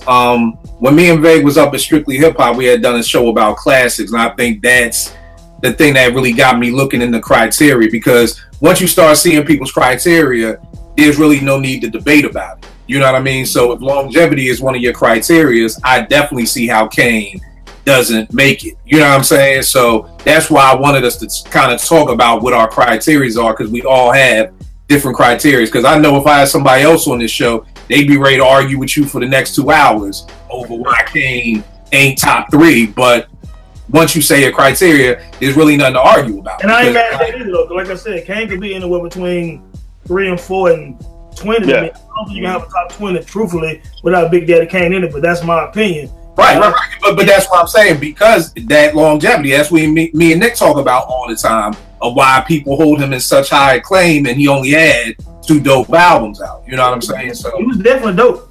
Yeah. Nah, I get you. We gonna try and speed things up. I don't want to hold y'all all night. For number 16, I done lost my damn page. Number 16, I got Prodigy. I got P from Mobb Deep. 8 albums with Mobb Deep. 1 classic to me with the infamous Hell on Earth was a strong 4.5 for me. I didn't realize the boy had 7 solo albums. You know what I'm saying? But had a long list of solo albums. I know for a lot of people, especially New Yorkers, they may have P high up on the list, but because to me, he kind of pigeonholed himself of just being all about violence and, you know, I'll fuck you up and everything like that, I think what kind of like kept him from being able to grow in different places. But when P was on, P was on. Like, there was a time and space in hip hop where he could have been the best MC in hip hop. You know what I mean? I don't know the dates and all that, but I just know P was, I used to look at him like a vicious pit bull, and she just take off the leash and just seriously like on some old dog fighting type shit. Like, yo, go get P. Like, and P was on it. And I know the dates. I'll give you the date. There's the infamous Until the Takeover. Oh yeah. The grand opening, grand closing. Well, yeah, there are those dates. And between the infamous and the takeover, that dude was like how Vague was saying with Fab, like, go get your man. Like, I'll put money on P. And some of my favorite quotes from him, I live my lifetime in between the papers lines. Like, the whole entire Quiet Storm rhyme from beginning to end is just at a whole nother level, like on some old God level, looking down at the rest of us peons, because he just spazzed out on that Quiet Storm. You know, so that's number 17. No, number 16 for me. Who's your number 16? Yeah. Lupe Fiasco. Okay. People can say what they want. Why he going at Kendrick, man? Why he going at Kendrick like that, man? Because he has a right to. He's an OG. You jealous? Okay. He might be jealous. Hey, jealous. He might be jealous. Mike jealous of LeBron. To me. Mike jealous of LeBron? Hey, listen. Hey, you know what's the hold up? I'm not gonna go there. Yeah. I'm not going there. I won't go there. Wow. We got to talk about. I ain't never heard that one. Mike jealous of LeBron. I've never heard that one. Mike is jealous of LeBron. Look, he's jealous in the regard that he feels the pressure of him upstaging him as the best player in the world. I think personally, LeBron's the best player ever. Don't get me wrong. We'll get that to another. Those day. free throw shots. Hey man, listen. That's a whole other show. I'm telling you. Another show. Hey, look, I have explanations as to why, and I hear y'all on mic, but I'll give you my explanations as to why in another episode. But let's go to Lupe Fiasco for now, okay? Honestly, you can say this, but there's not too many rappers who have better 2 debut albums than Lupe. As far as his first 2 albums, I will say this: it's probably not 10 rappers who have 2 better albums than Food and Liquor and The Cool. I'll put money on that. As far as structure, as far as beats, as far as production, as far as rhymes, as far as like introspective and like creative songs, Lupe Fiasco at his peak, I'm not sure, and he peaked, to me he peaked early, but even at his peak, I'm really not sure if there was anybody better than him. Like, you know, in that era there was 06, we're talking Lil Wayne, we're talking, this is Joe Budden, New Music, Fab is still in the picture. There was nobody that was lyrically better at rapping than Lupe Fiasco. Lupe Fiasco has every single component of rapping you could want. The voice, the flow. He's able to switch up flows and stay and go into different pockets. He's got a 1,000,001 rhyme schemes. Have you guys ever heard this Friend of the People mixtape from Lupe Fiasco? Where he rhymes on everybody else's beats that's going. I mean, there's the song he goes on with it's the Drake and Timberland song. I can't think of the name of the song right now. It escapes me. But I mean, Lupe, say something. OD bars. OD. Like, go check that out if y'all can. OD. Like, I'll tell you right now, me and my man from Chicago, his name's Corey. We played that song, honestly, probably in a day, sitting there drinking beers, probably like 50 times in a row. It's just too many bars. Too many. So, I mean, I'm going to go Lupe. He's got, like I said, they got 1 classic album, a second one that's very close to classic to me, and you can't out-rap that guy. You can't there's nobody I've seen that can freestyle better than him.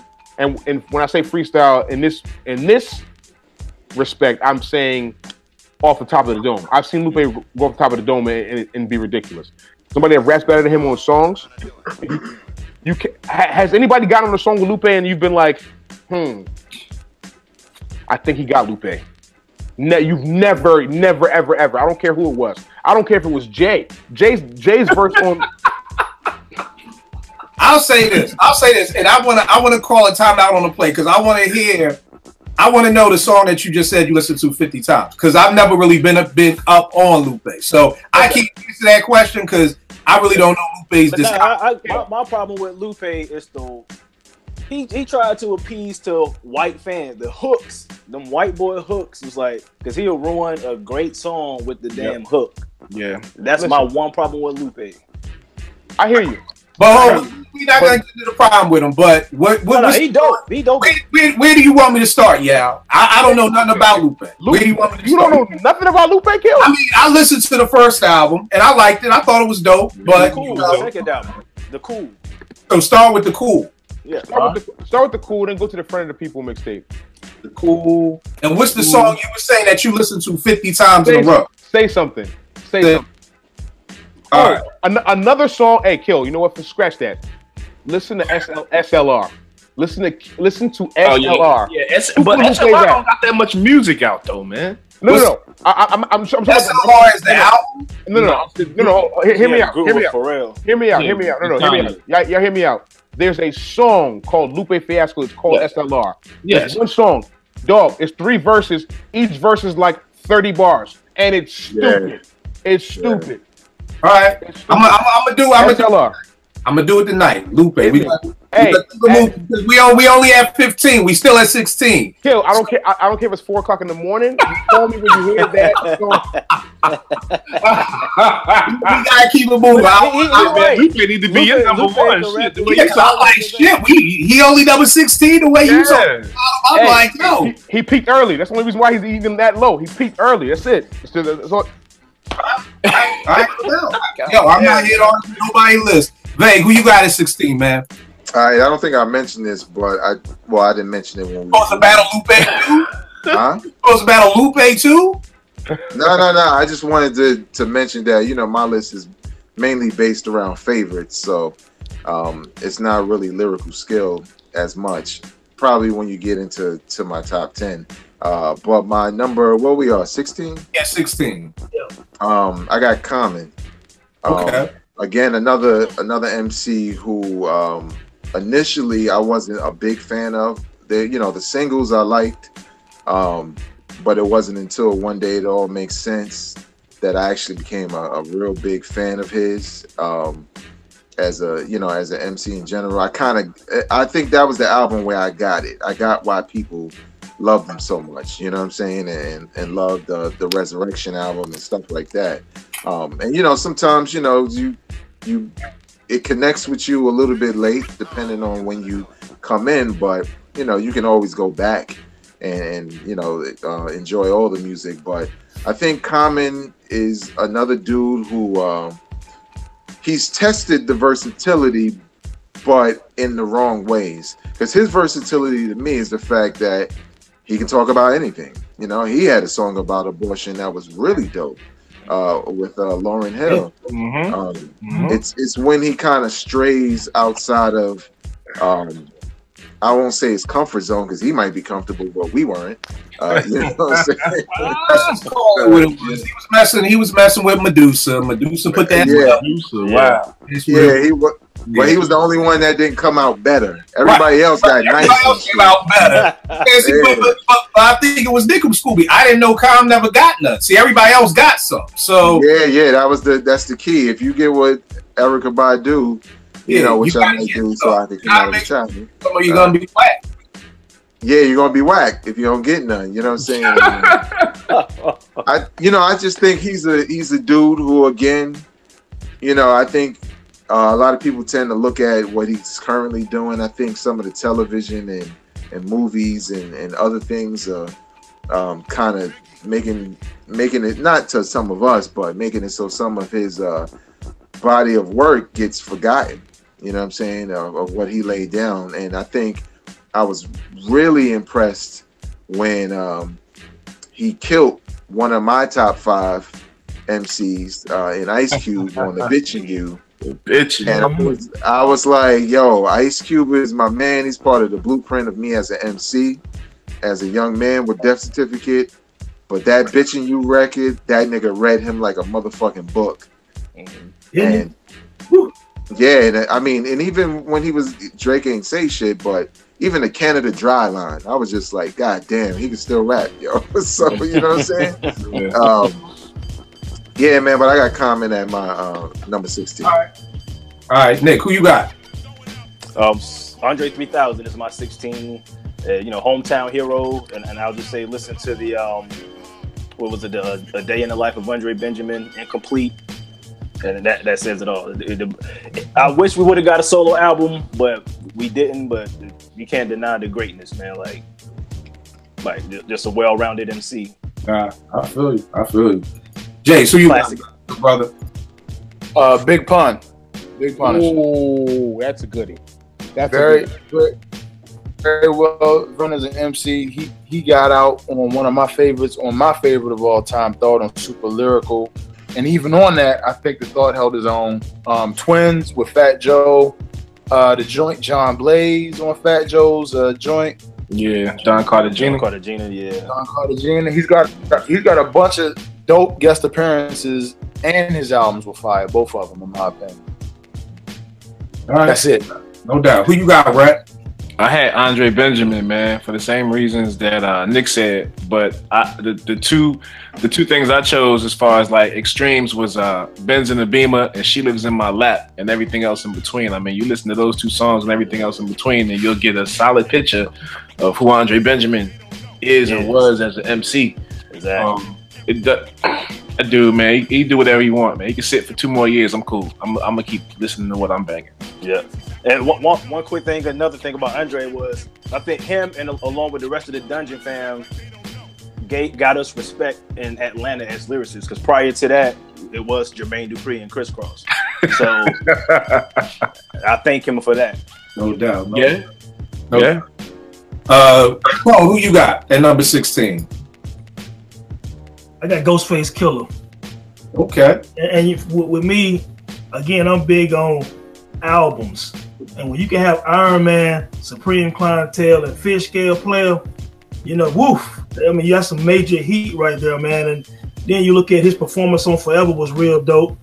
I mean, he's an entertaining MC. He got his own slang, him and Ray. You know what I'm saying? He's fun to listen to, man. You know what I'm saying? He's just an overall dope MC, man. But his output of work, it can't be denied. So I'm gonna say that he has the best solo career out of Wu-Tang. Even though Cuban Links might be the best solo album, well, I guess you can debate that. Ghost was the most consistent MC out of Wu-Tang. It's not even close to me when I'm talking about. I mean, Ray caught on again after that Cuban Links too, but Ghost never really stopped. You know what I'm saying? So I'm gonna say he's the number one MC out of Wu for that reason. Even though Method Man was like Ralph Tresvant, you feel me? So I get it. You know, wow, I like that though. But BBG had a better career than Ralph Tresvant. I think that analogy called the boy Ralph Tresvant. I'm bleeding in my chest. Bleeding That's in what my happened, man. chest. Ghostface, man. Number 16, dog. God, Dope damn. analogy, man, because everybody thought Ralph was gonna bring the noise, and that nigga ain't do shit, man. Exactly. Hey, Wow. hey, well, hold up. You can't talk bad about Ralph Tresvant. That nigga's a real friend, man. If you saw that motherfucking, he could have took that record deal and been like, fuck right. y'all niggas, stay in the Oh, he a real G. He a real Y'all G. niggas in Roxbury. Like, fuck He was doing this karate on the mattress. I got you. You know, he a real dude, but I thought Ralph was good. I think everybody from our generation thought Ralph was gonna be the next Michael Jackson because they was like our Jackson 5, you know. Ain't nobody expect nothing from BBD the way ain't really nobody expect nothing from Ray and Ghost. You know what I mean? So I definitely dig that new edition analogy. So I feel you. All right, let's breeze through these last ones. I got number 15. I got my man Redman, 8 albums. People gonna beat me in the head with this. I got him with one classic. I know everybody else loves Muddy Waters and everything. I only got him with one, with What the Album. I didn't smoke during the Dare Dark Side phase, so I missed that whole album. My favorite quote from Red is, of course, from Headbangers. That whole cerebral palsy line just had me. I don't even know palsy do that. I don't even know, but it was just like, yo, when he said that, it was right up there with Buster with the Dungeon Dragon joint. Dragon. Catching me with that because I don't think nobody saw that coming the first time we was all listening to Headbangers. Yeah. You know, again, the only thing I think with Red is just he was just a weed talker. Like after a while, you got tired of talking about weed. It was like, you know, all right, but bars for days, he can still kill it. So Red is number 15 for me. Who you got at number 15? I mean, Yao. I had Ghost actually, same reasons. My man said he's the best solo career from any Wu artist. I don't think that's even a question. He also, another thing is that, and Ghost unsaid, Ghost had songs on the radio for like his first 5 albums, like consistent songs on the radio. He had a joint with Neo, he had another joint with, I can't even think of the other joint, but Bulletproof Violence, he had a single. Carl Thomas. I told Carl Thomas he had a joint with Jadakiss, Run, which was on the radio up here for a while. I don't want to. I mean, we can breeze over this one because we go to the next because my man already spoke about Ghost. But I'm going Ghost at number 16 for you. All right, number 15. What you got at number 15, Vay? I got a Slick Rick. You know, Slick Rick had a real big impression on me as a kid, just with all the stories. Especially since the nigga was telling mad sexual stories, I used to just be like, you know what I'm saying? Like, wait, what'd he say? You know what I'm saying? I just always liked Slick Rick because, you know, hip hop was also fun. And sometimes I miss that because, you know, niggas got better with lyrics and, you know, it kind of became that, but people forget that hip hop was about fun and telling stories. But again, Slick Rick's stories wasn't always just fun. They sound fun the way he delivered them. But The Moment I Feared is not a fun story. Fun at all, yeah. You know what I'm saying? Not at all. But you know, I always enjoyed his knack for telling stories, and I feel like he pioneered that, you know, for being able to convey that in a way with, you know, sound effects and stuff, which kind of laid the groundwork for what Big wound up doing. He took what Slick Rick did and he extended it for a different time, for a different generation, my generation, y'all generation. So yeah, I always held Slick Rick in high esteem because of that one album, to be honest. And when he was on Mos Def album, his verse was kind of tough. Yeah, his verse was kind of tough with the Iraq joint. Yeah. The little story about Iraq and the kid, I was like, Slick Rick. You know what I'm saying? So my yeah, exactly. But you know, he told it in a Slick Rick way, but it was a conscious rhyme and it was a story. So, you know, yeah, Slick Rick, my number 15. All right. What about you, Nick?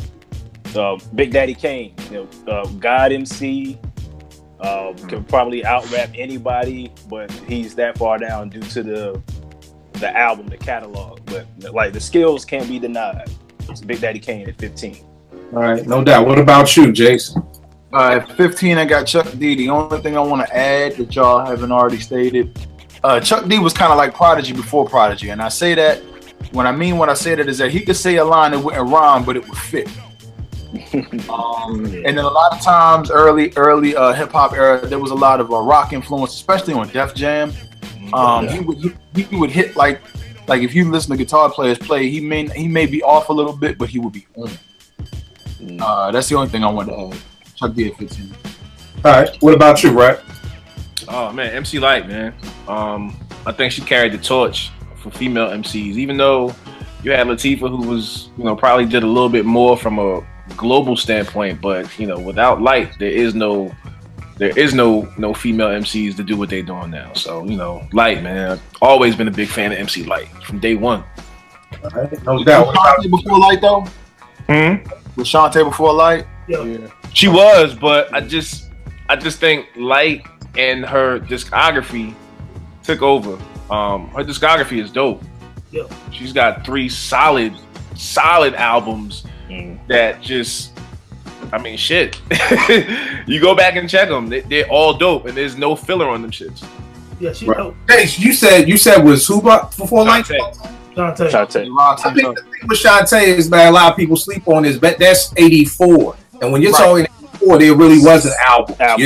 Singles. Yeah, it's singles. That's really the time where a lot of my old heads would be like, like how my man says with Busy Bill with T La Rock and It's Yours. Like he's like, for him, It's Yours is just as dope as Illmatic was, because he's like, in our time it was always just about singles. You know what I mean? And I always give Shantae props because she was the original Juice Crew member from '84. And that's huge. But I feel you on that. So who you got at 15? Andre 3000, for the reasons that you guys already said. Absolutely amazing. His performances on each of those Outkast albums are just pretty much flawless. He has flawless verses. It is what it is, man. I haven't heard too many people who can rap better than 3000, to be honest with you. So he has to be in my top 20, man. So he coming in at 15. All right. Here's somebody Brad probably, or if you know me, this is where it gets a little shady with this one right here. This is where we go a little left. Oh shit! And y'all niggas never listen to this shit that I send y'all, so nobody's ever listened. Whoa! I listen. All right. We shall see, good brother. Because at number 14, I'm going with Joe Budden. Hey man, you ain't said it. Bravo! I'm going with Joe Budden. Vegas, you agree with me? I knew this was going to go off. I already knew this is where the train goes off the track. So where is he on your favorite? Because we're doing the greatest now. Where is he on your favorite? Pump it up. Hey, to be honest with you, Joe, if we doing favorites, Joe is probably top 7. 5. Hey, now, let me do this. Let me first say this. I understand. Okay, good. Now, let me just say this. I get it. I totally get it. Everybody watching, how the fuck did Joe Budden, you done named Q-Tip, Prodigy, Redman, you done named all these people. Listen to what I'm saying, and I get it. If you've never heard the Mood Music mixtape series, you don't get it. You know what I mean? You won't get it. Like just sit back and listen. What I'm trying to get people to do more of, we did a show a couple of weeks ago. We all know niggas don't listen. Just listen. Because the reason I didn't say nothing about Lupe, because guess what? I don't know Lupe's discography. So you know what I did? I just shut the fuck up and I just listened.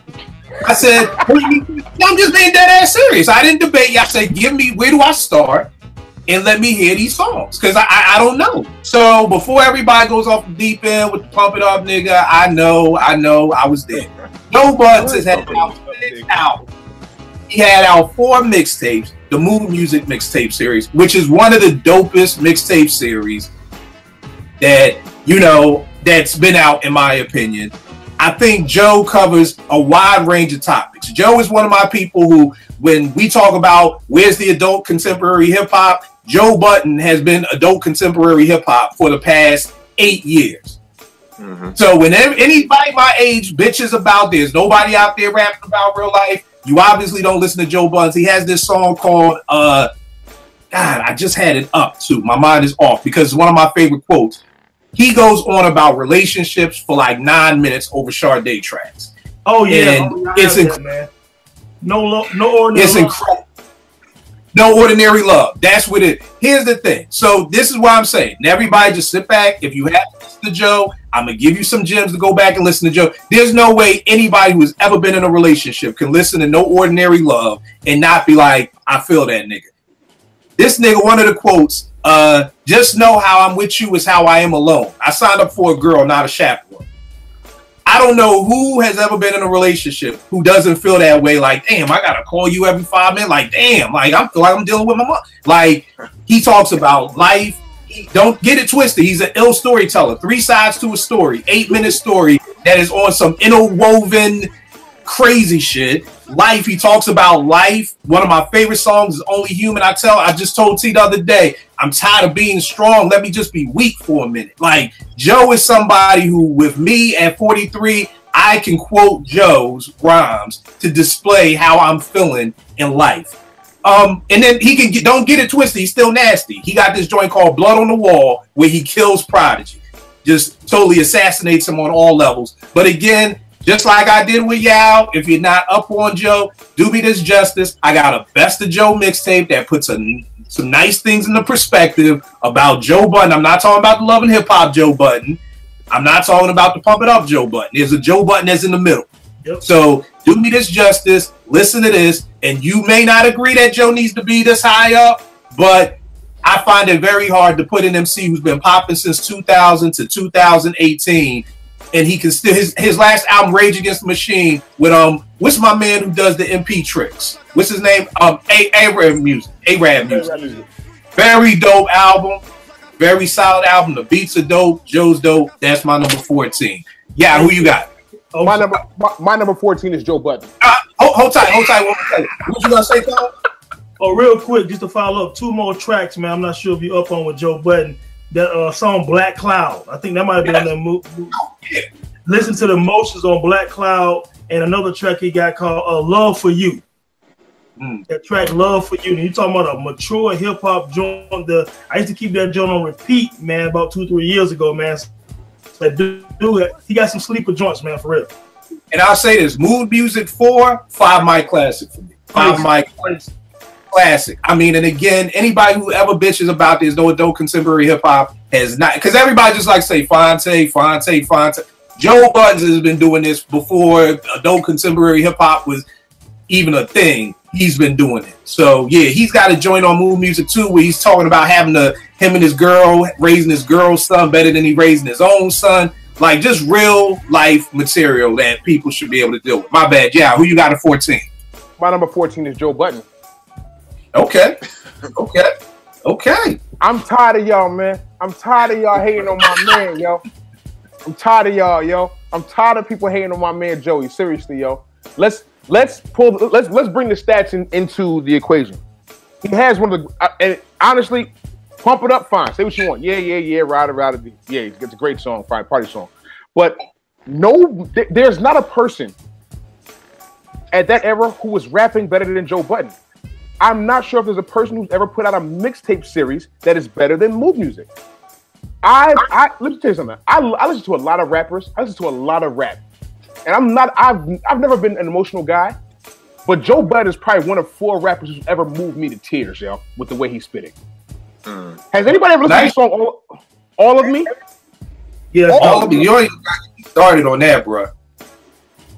I'm gonna have to listen to this Joe Budden Y'all are character. bugging. Listen. Y'all are.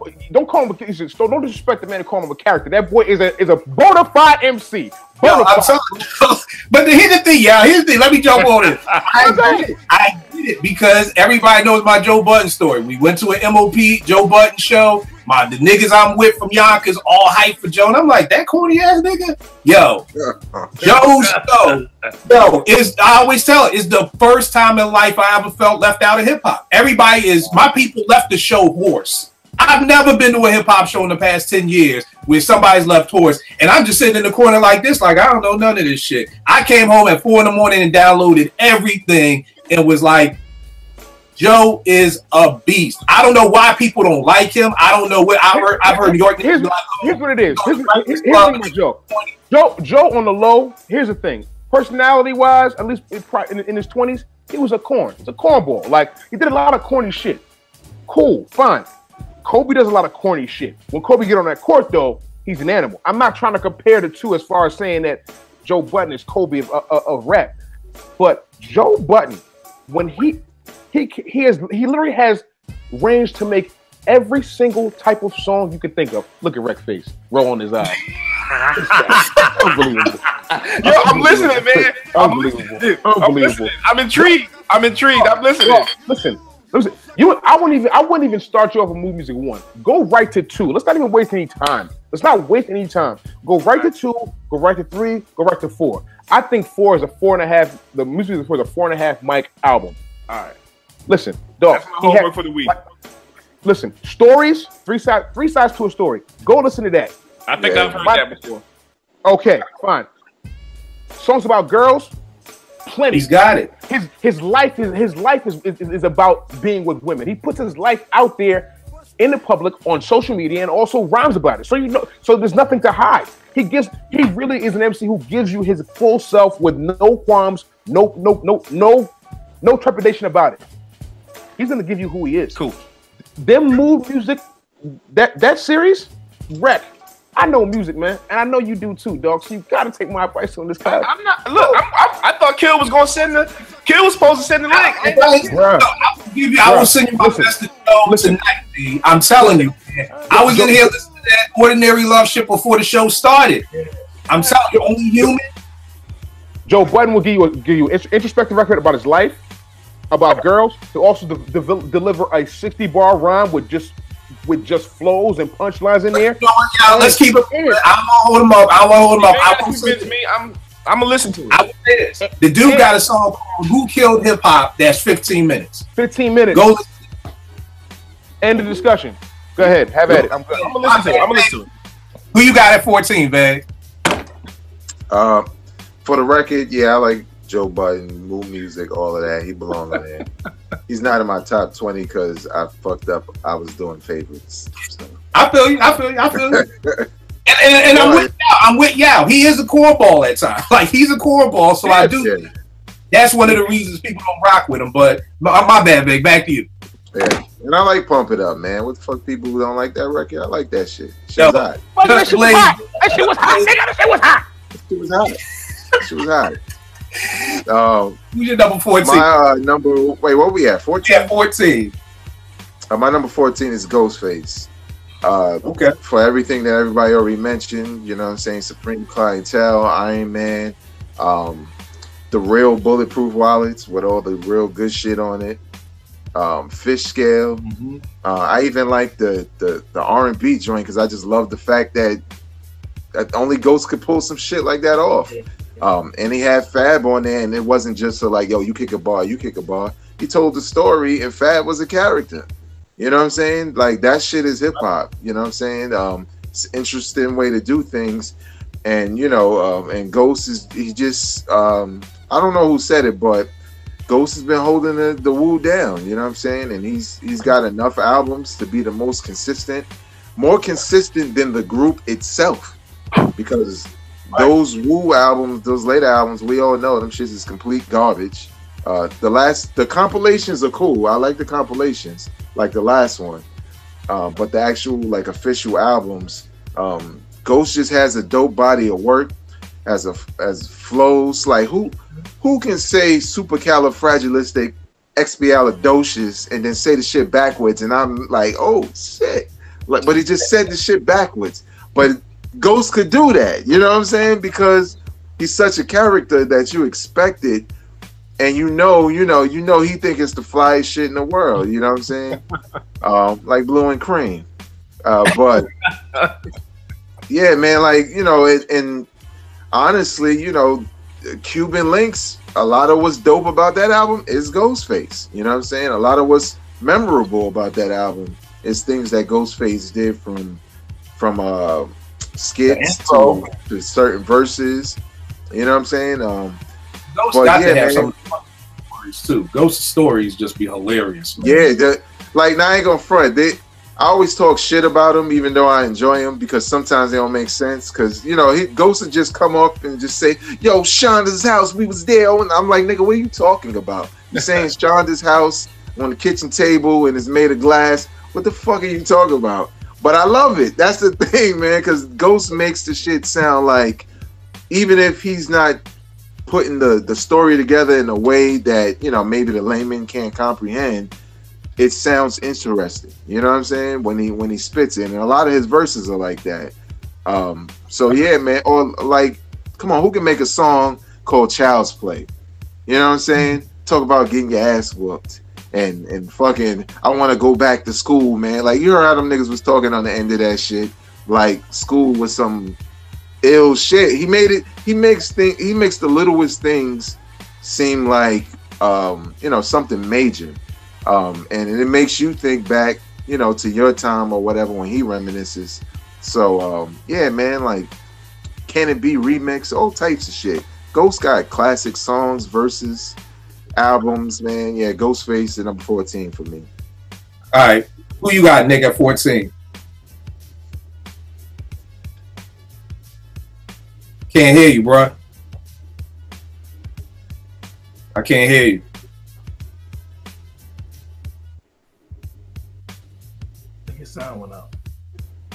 Yeah. All right, we get back in Nick. Jay, so you got Redman.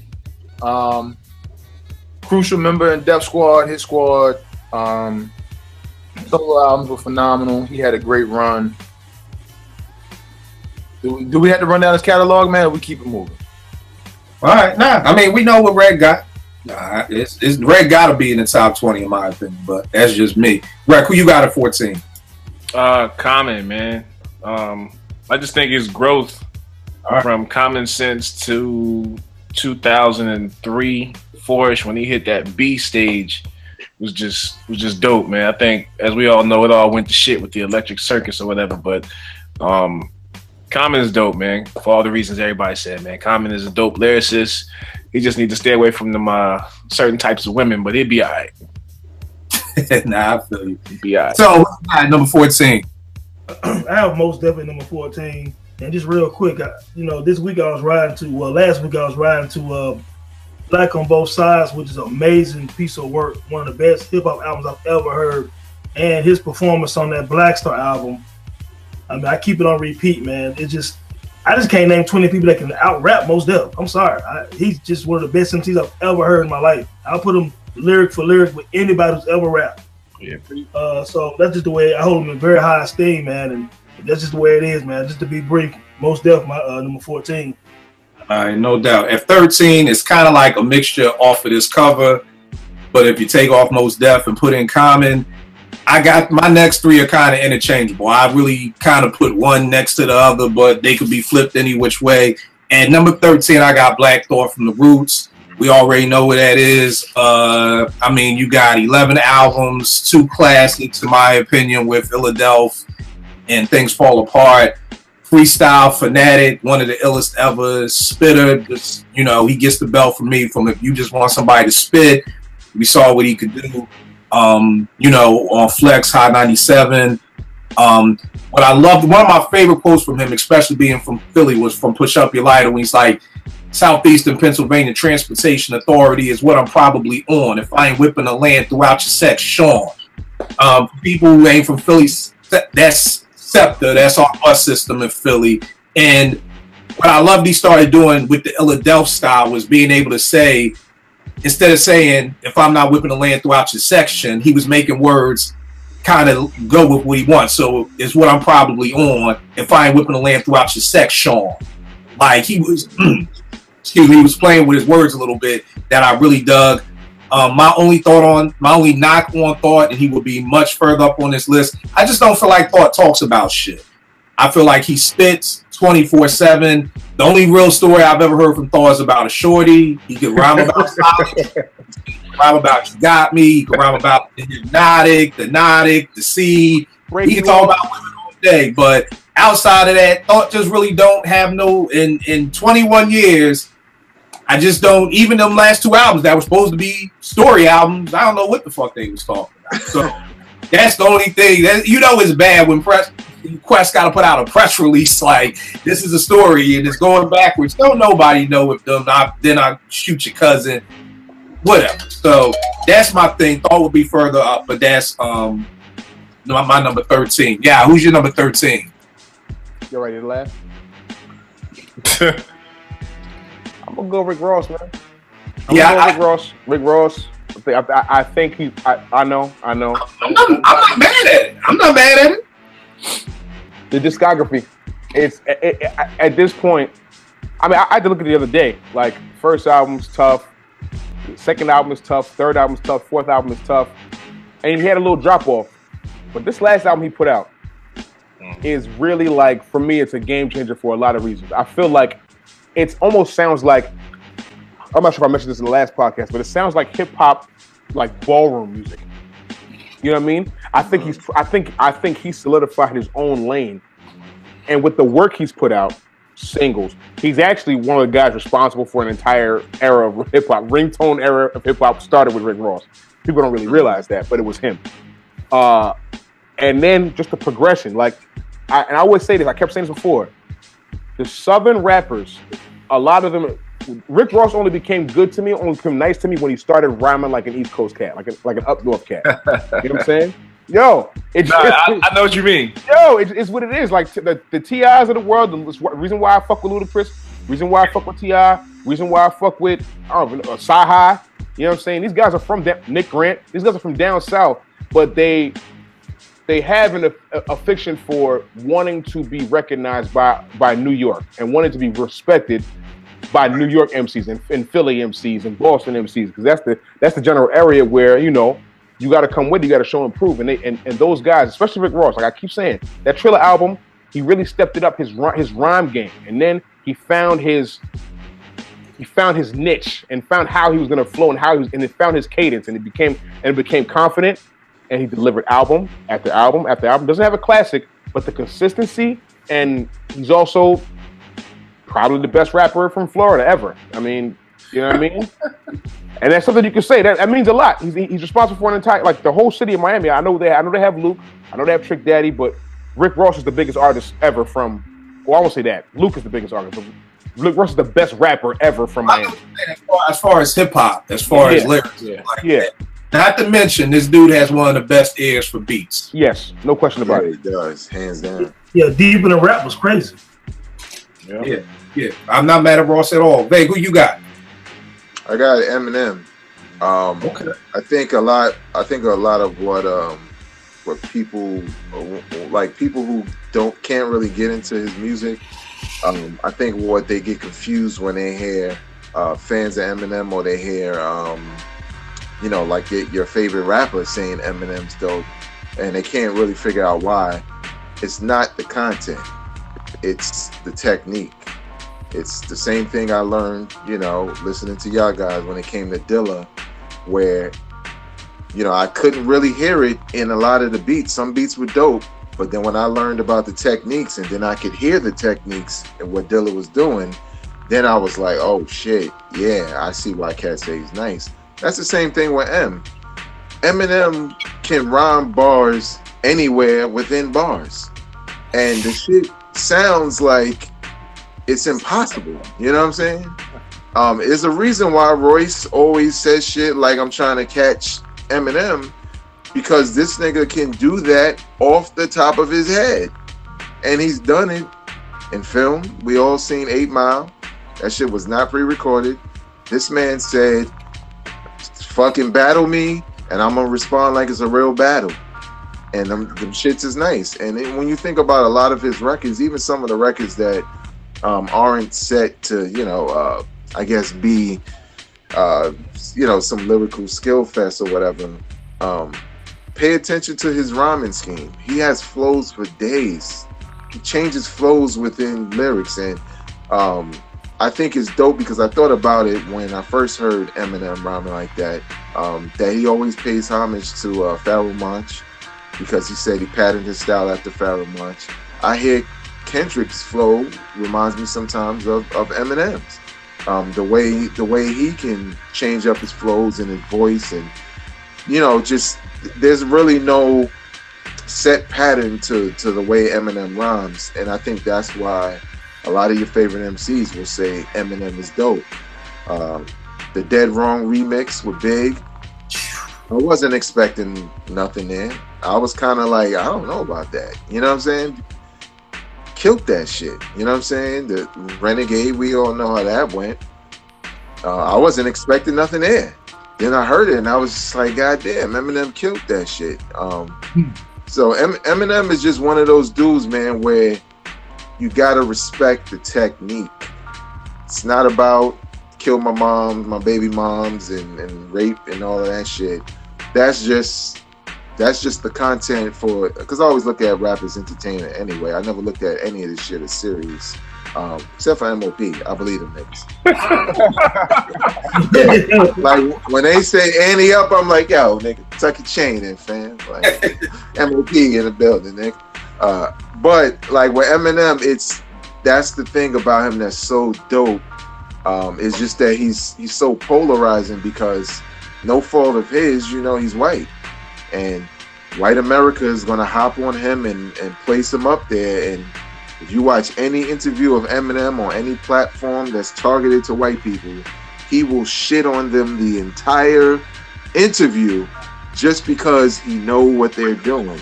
And a lot of people crucify him for being white and being successful when he does everything in his power to show that he's just a hip-hop fan and he respects the culture, from t-shirts to saying who he loves to signing niggas like Westside Gunn and Conway and Joe Budden.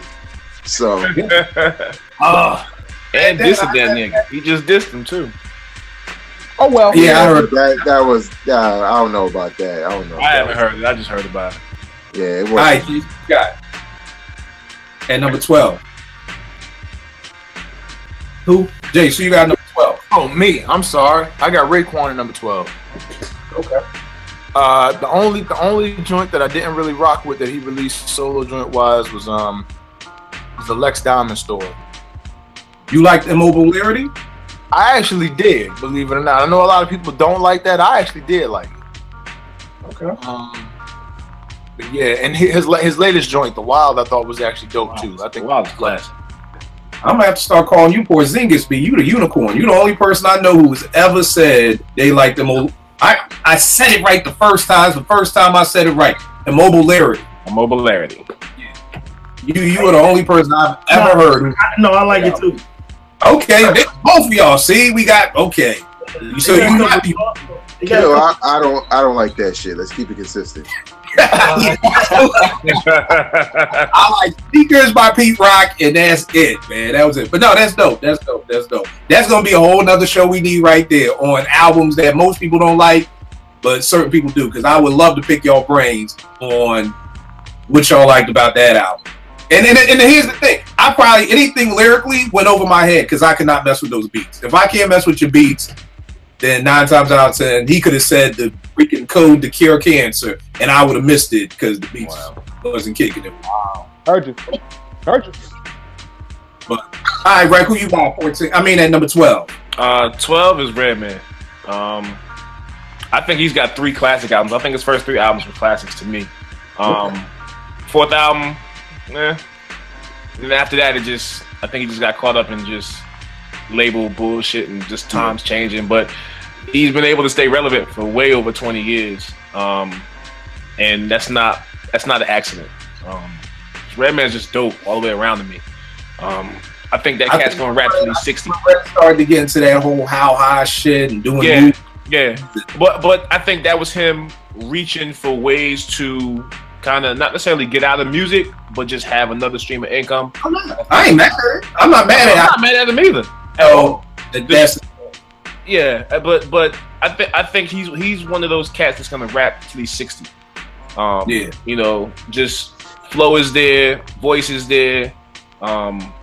You know, you don't mistake any Redman for nobody else ever. Never have, never will. So, all right, no doubt. And Tone, who you got at 12? I got Common for the same reason most of you guys have. People forget how nice Common actually was coming to the game. You know, after his debut, it was kind of corny debut. A couple of joints on it. And then you come out the box with Resurrection. Then you got One Day It All Makes Sense. You got Like Water for Chocolate. You got B. You got Finding Forever. I even looked down here. Even that Dreamer and Believer had a couple of joints on it. Nobody Smiling had a couple of joints on it. And that Black America Again, Don't Sleep, man. It had some tracks on that joint, man. So, I mean, Common's one of the greatest MCs all the time. Don't get it twisted. You don't let this TV shit fool you. You can rap with anybody. And he can balance. You know and to take down Ice Cube like that was monumental, dog. I mean, he got them cats nice with that Bitch in You. And that's why Ice Cube was still West Side Connection. That was large. You know what I'm saying? But yeah, man, Common one of the best MCs all the time, man. Can't have a top 20 without. And he might beat you in a dance battle too. The nigga can pop lock his ass off. He can do everything, man. Nigga MC. You know what I'm saying? But yeah, but he can't seal the deal with a chick who. I don't understand that. We just talking about the mic right now. Hold on. With Angela Live right now. And he with Angela Live right now. The girl to be on CNN. He with Angela Live now. Yes. That's a whole nother thing. Me and women with Common is, and I don't even mean Common is just my beef with some women out there, because I swear to God, once he started acting, then he became a sex symbol. And I'm like, that nigga look the same goddamn way for the past 20 years. And y'all ain't said nothing about that nigga look the same way on Resurrection that he look right now, and he wasn't a sex, but neither here nor there. Exposure, bro. Exposure. It's not exposure, because I'm talking about women who knew Common then, but he wasn't a sex symbol then.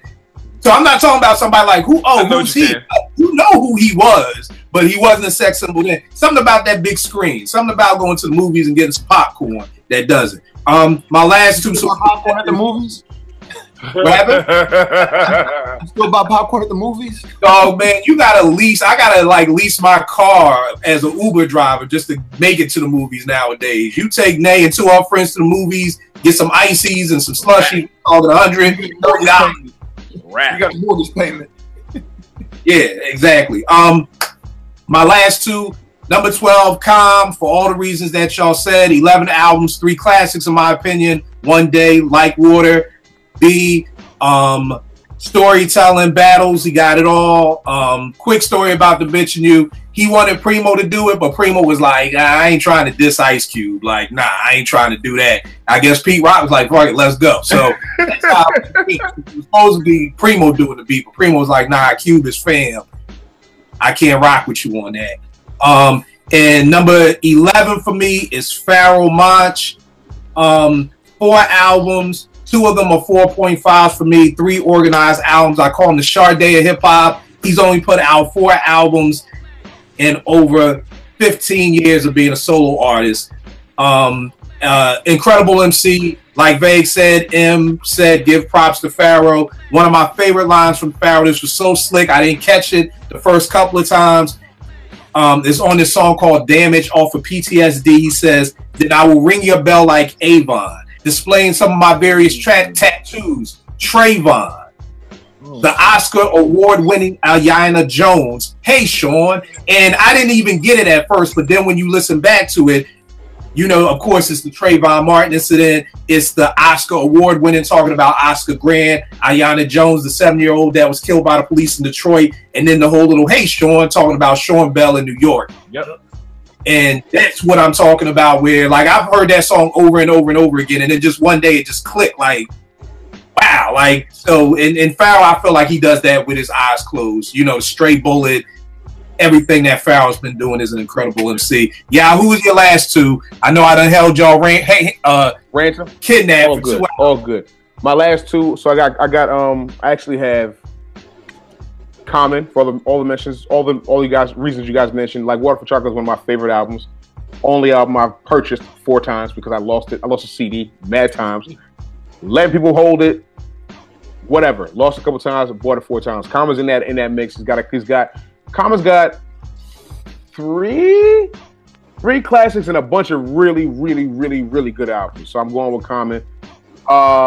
Number 12. So that was 11. Number 12 is actually Game.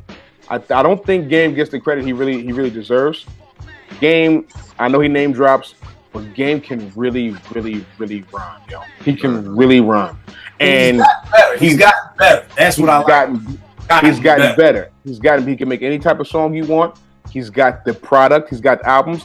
Game, let's say Game has one classic, but he's probably got like 3 or 4 very close to classic albums, like probably this far away from classic albums. So, the documentary 2 he put out was one of my favorite albums that came out in 2016. Like one of my absolute favorite albums I've ever heard. Like I still bang that to this day. I mean, it's just a slapper. The beats on there are crazy. He's rhyming. I mean, he's rhyming, and he's rhyming with everybody. Like anybody Game's got on the track with ever in life, Game has never been left by anyone. Anybody. Yeah. Anybody. Right about that. Anybody. He either has the best verse or niggas got to Game's verse though. The thing about Game too is like he ain't scared to take shots at nobody. Like he battled G Unit Dolo. Like when everybody else shitless at G Unit, he went by himself. The most impressive thing I'll leave this with this. The most impressive thing to me about Game is after the first documentary when Dre left, I did not think Game had a chance of surviving without Dre. And time again, he proved me wrong. With album after album after album after album, that was just really, really, really good. He might have. So let's say this. I'll say this. The Red Album to me is a classic. Documentary 1. Documentary 2 is very close. Yeah. I ain't mad at that at all. Vay, who you got for your last 2? For number 12, I got LL Cool J. Longevity, hits out the ass. He could do songs for the ladies, as we know, but he can also he could jump on a posse cut with some of the most hardcore rappers and hang with them. He kind of held his own against the battle with Cannabis, which I really didn't expect. Of course, second round knockout is a beast, and I was expecting LL to come with some corny shit, but I was just like, nah, LL, this is actually good. But yeah, man, you talk about longevity in the game, man. LL, like we on this podcast, we talk about all kinds of eras. And LL had hits out in all of them. You know what I'm saying? 80s, 90s, early 2000s. LL was right there. One of the only rappers where I think like his first 10 albums were all platinum, dating back to the early 80s. Like the dude was just, he could do everything. You know what I'm saying? So LL was my number 12. My number 11 is Redman. When Redman came out, man, he was instantly my favorite rapper. Instantly. You know what I'm saying? The voice, the way he kind of approached the tracks, you know what I'm saying? Like he was just hardcore, and then when he started getting into the whole funk side of things, I was really feeling that on There's a Dark Side. Muddy Waters is a classic. I mean, if there's a peak for Redman, that is it. When I heard that album, I was honestly shocked at how much I liked it. From classic comical skits to dope records. And I always liked how his albums began with like a song and then the intro would come on. Mm-hmm. And then, you feel like the album started. You know what I'm saying? And the thing with Muddy Waters with the whole Jurassic Park thing where he was like, that's me coming and screaming on rappers and shit. And it was just dope, man. The Superman Lover series. You know what I'm saying? Like, dope storyteller. He had it all. You know what I'm saying? And then when Doc's the Name came out, I was kind of like, don't do that. And, you know, like, yo, man, let Bad Boy do that shit. You just do you.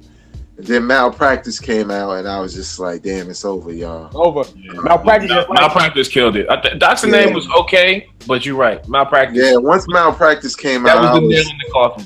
I was personally depressed, to be honest, because I felt like it was no coming back. But as you can see, man, and one last thing, with like what I said with Eminem, and like with Black Thought, the way they run, the written shit is the way they freestyle.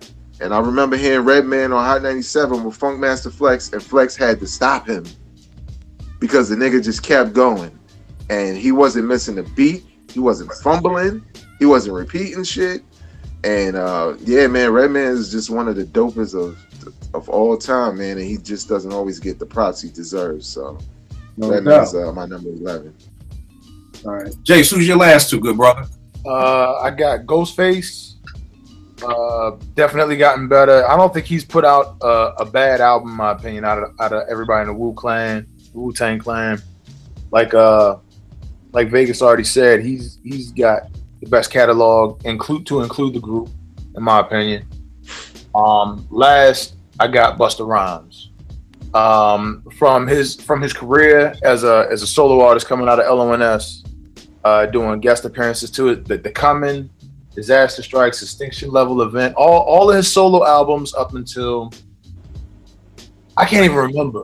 But he's overlooked because of the era he came up in my opinion. Because I don't think he's put out a whack album. I can't tell you the name of a whack album, but I can tell you when I stopped paying attention to him, and that's just because of the competition that was surrounding him. He always had like this movie intro to his albums. It felt like you were watching the previews, this big ass bass line, people talking, and then you get straight to it, and it's knock from beginning to end. He gives you different type of flows, different type of pockets. He can do hyper, he can give you mellow, he can go fast, he can go slow. You get on there with somebody and he holds his own if he doesn't take it. Yeah, I got Busta Rhymes, man. All right, no doubt. Rec, who's your last two? Tupac. I was on Tupac from the beginning. I liked Tupac when he was with Digital Underground, but I liked Tupac, his first album. I liked that Tupac. I wasn't big on the Death Row Tupac at all. I was very late to that party. But I mean, Pac, flow, lyrics, what he was saying, that caught me with the first album, and I was kind of upset when he changed up and went, to whatever he was doing. But it is what it is. And number 11 is Scarface, man. I've been a fan of Scarface since the Ghetto Boys, and I did not know that he was doing solo albums until one of my homeboys hit me up with the Mr. Scarface's back joint. And ever since then, I've been a fan of Scarface, man. You figure this cat's been in the game since what, 89, 90? Dude's been around for a long time, man, and just continues to hit you with solid albums, man. I think my favorite album on there is The Fix. It's a dope album. Yeah, very. All right. Dope album. But Scarface, man, a lot of cats don't give Scarface his due credit. You just got to go back and kind of, like you always say, do the knowledge. He's just one of those cats you really got to go back and listen to. All right, no doubt. So who's your last two? Last two, number 12 is Kool G Rap. Pretty much every person that came after G Rap in Queens took a piece of G Rap. Even when you think of AZ and Nas and all those guys, that whole firm thing, you know what I'm saying? Even Ray and Ghost and even some Locks, even the Locks got, G Rap influenced a lot of people. Funny enough, Scarface even said that he was influenced on by G Rap, which was funny, him being from Texas and being influenced by a dude from Queens, but the lyrics there, the flow is impeccable. I mean, he G-Rap. I don't need to say much about it. He doing that pantheon of hip-hop with Kane and Rakim and KRS, G-Rap was right there with them. You know what I'm saying? And some people might think he rap better than some of those guys. You know what I'm saying? So, and he definitely was more lyrical than KRS. Road to Riches classic. I like Wanted Dead or Alive, Live and Let Live. And I still rock 4, 5, 6 right now. 456 was a dope album. That's my joint, man. 456 is crazy. So G-Rap number 12, man. Number 11 is Eminem. Kind of what Vague was saying, like Eminem rap, he's so gifted. I never really heard how somebody put words together like that. You know what I'm saying? Like I listened to this song called Seduction, and I was like, damn, you can really rap like that? You know what I'm saying? Like how the hell you rap that way? You know what I'm saying? And Eminem is kind of cursed because he's white, but if you listen to Rakim and G-Rap and even Jay, it's a bad day when first thing you like. You be like, yo, I wish I could get some white credit or some, his white job. But so it's just white to hear you say he's cursed because he's white. His white privilege hurt him in hip hop to a degree. Man, exactly. Yeah, exactly. Because it's a reason why Rakim and these guys hold him in high esteem, because these guys are rappers, they're lyricists. Just like Babe, you understand that. Best rappers of all time. But he's hurt sometimes by subject matter. It's kind of hard to rock his albums. Like it's a lot of skippable joints because he got the MTV crowd bullshit in it. You know what I'm saying? But when dude is focused on really rhyming, all right, man. So I got it at number 11, Eminem. All right, no doubt. So we got our top 20 to 11. We'll be back with our top 10, and we're gonna put together this bracketology. You know what I mean, and see how we rate these cats and which seatings they get and all that good stuff. I'm sure that'll make for a couple of arguments here and there. Yo, I'm sitting here flipping through this, man. I missed the source, man. Like this. You missed that type of source? Yeah, that's why I said I missed this source, not the source. I didn't say I missed the source. I missed this source. Like, yo, dog, look at these ass. Like, look at Chico DeBarge. What this nigga? This thing got on hey, somebody went to the store and got that. Like, yeah, man. A flag? What the fuck is that? It's like a dragon or some shit. I remember that. I remember days when you had the dude who was doing the artwork in the back of it. I mean, he's like, yo, look at these ass. 666 Mafia, man. Like, yo, this is Chico has he's double knit poncho. He's going man. Like, yo, I remember being at Morgan, just can't wait to get the source. We talking about you got Dane Grease, man. Look at these old movies, man. These are just some old stuff. But the old Lil Wayne joints, man. Oh, here go your man, the Seagull, the Truth. The Truth. Every time I step in the booth. Yo, these old Lil Wayne joints when they only had like 1 tattoo, man. Just one go good. All right, so give them all the good stuff. So tell them about Enter the Dome, where they can get at you, man. Real quick, it's Enter the Dome, DADOME.com. Check it out. Some new joints on there right now. A joint on Arthur Ashe I just posted the other day. Arthur Ashe, Red Fox joined, the Marcus Garvey joined, the Rakim joined. Those are the new ones for 2018. But of course, the message board and other blogs. Just a lot of good material. I'm hoping guys like, man. So you guys check that out, man. All right, no doubt, Rec. Give them all your stuff, good brother. Oh man, Instagram is Worldwide Rec1. Twitter is @DJRec1. SoundCloud is /JRec1 for all the mixes and stuff. All right, no doubt. Jace, give them everything. JTyler0801 on IG, @JERIKTYLER on Twitter. I'm slow right now. Been busy. Brother Ray, give them all your stuff. You can follow me on Twitter and Instagram @VegasWorldINC, and you can check out my podcast, Hip Hop Now Podcast, which focuses on hip hop news at SoundCloud.com/Hip Hop Now Podcast. All right, and yeah. You know what it is. Yeah, Music, YAW Music. That's on Twitter. That's on Instagram. Those are the two. Snapchat too. Yeah, Music as well. I'm kind of getting dope with the Snapchat and also, you know what I'm saying? So, yeah, got music coming out. Hey, Rack, shoot that email, bruh. Okay, keep playing. And I have a full review of my Houston trip next week. Okay, guys? No, I'm joking. Absolutely not. Absolutely not. Oh shit. Y'all already know what it is with me, Kill889 on Twitter and this IG, and we'll make beats for food. I definitely appreciate y'all. I'm interested in who's in the top 10 now. So, I can't wait for the next show. All right, y'all. Good looking, man. Yo, be good.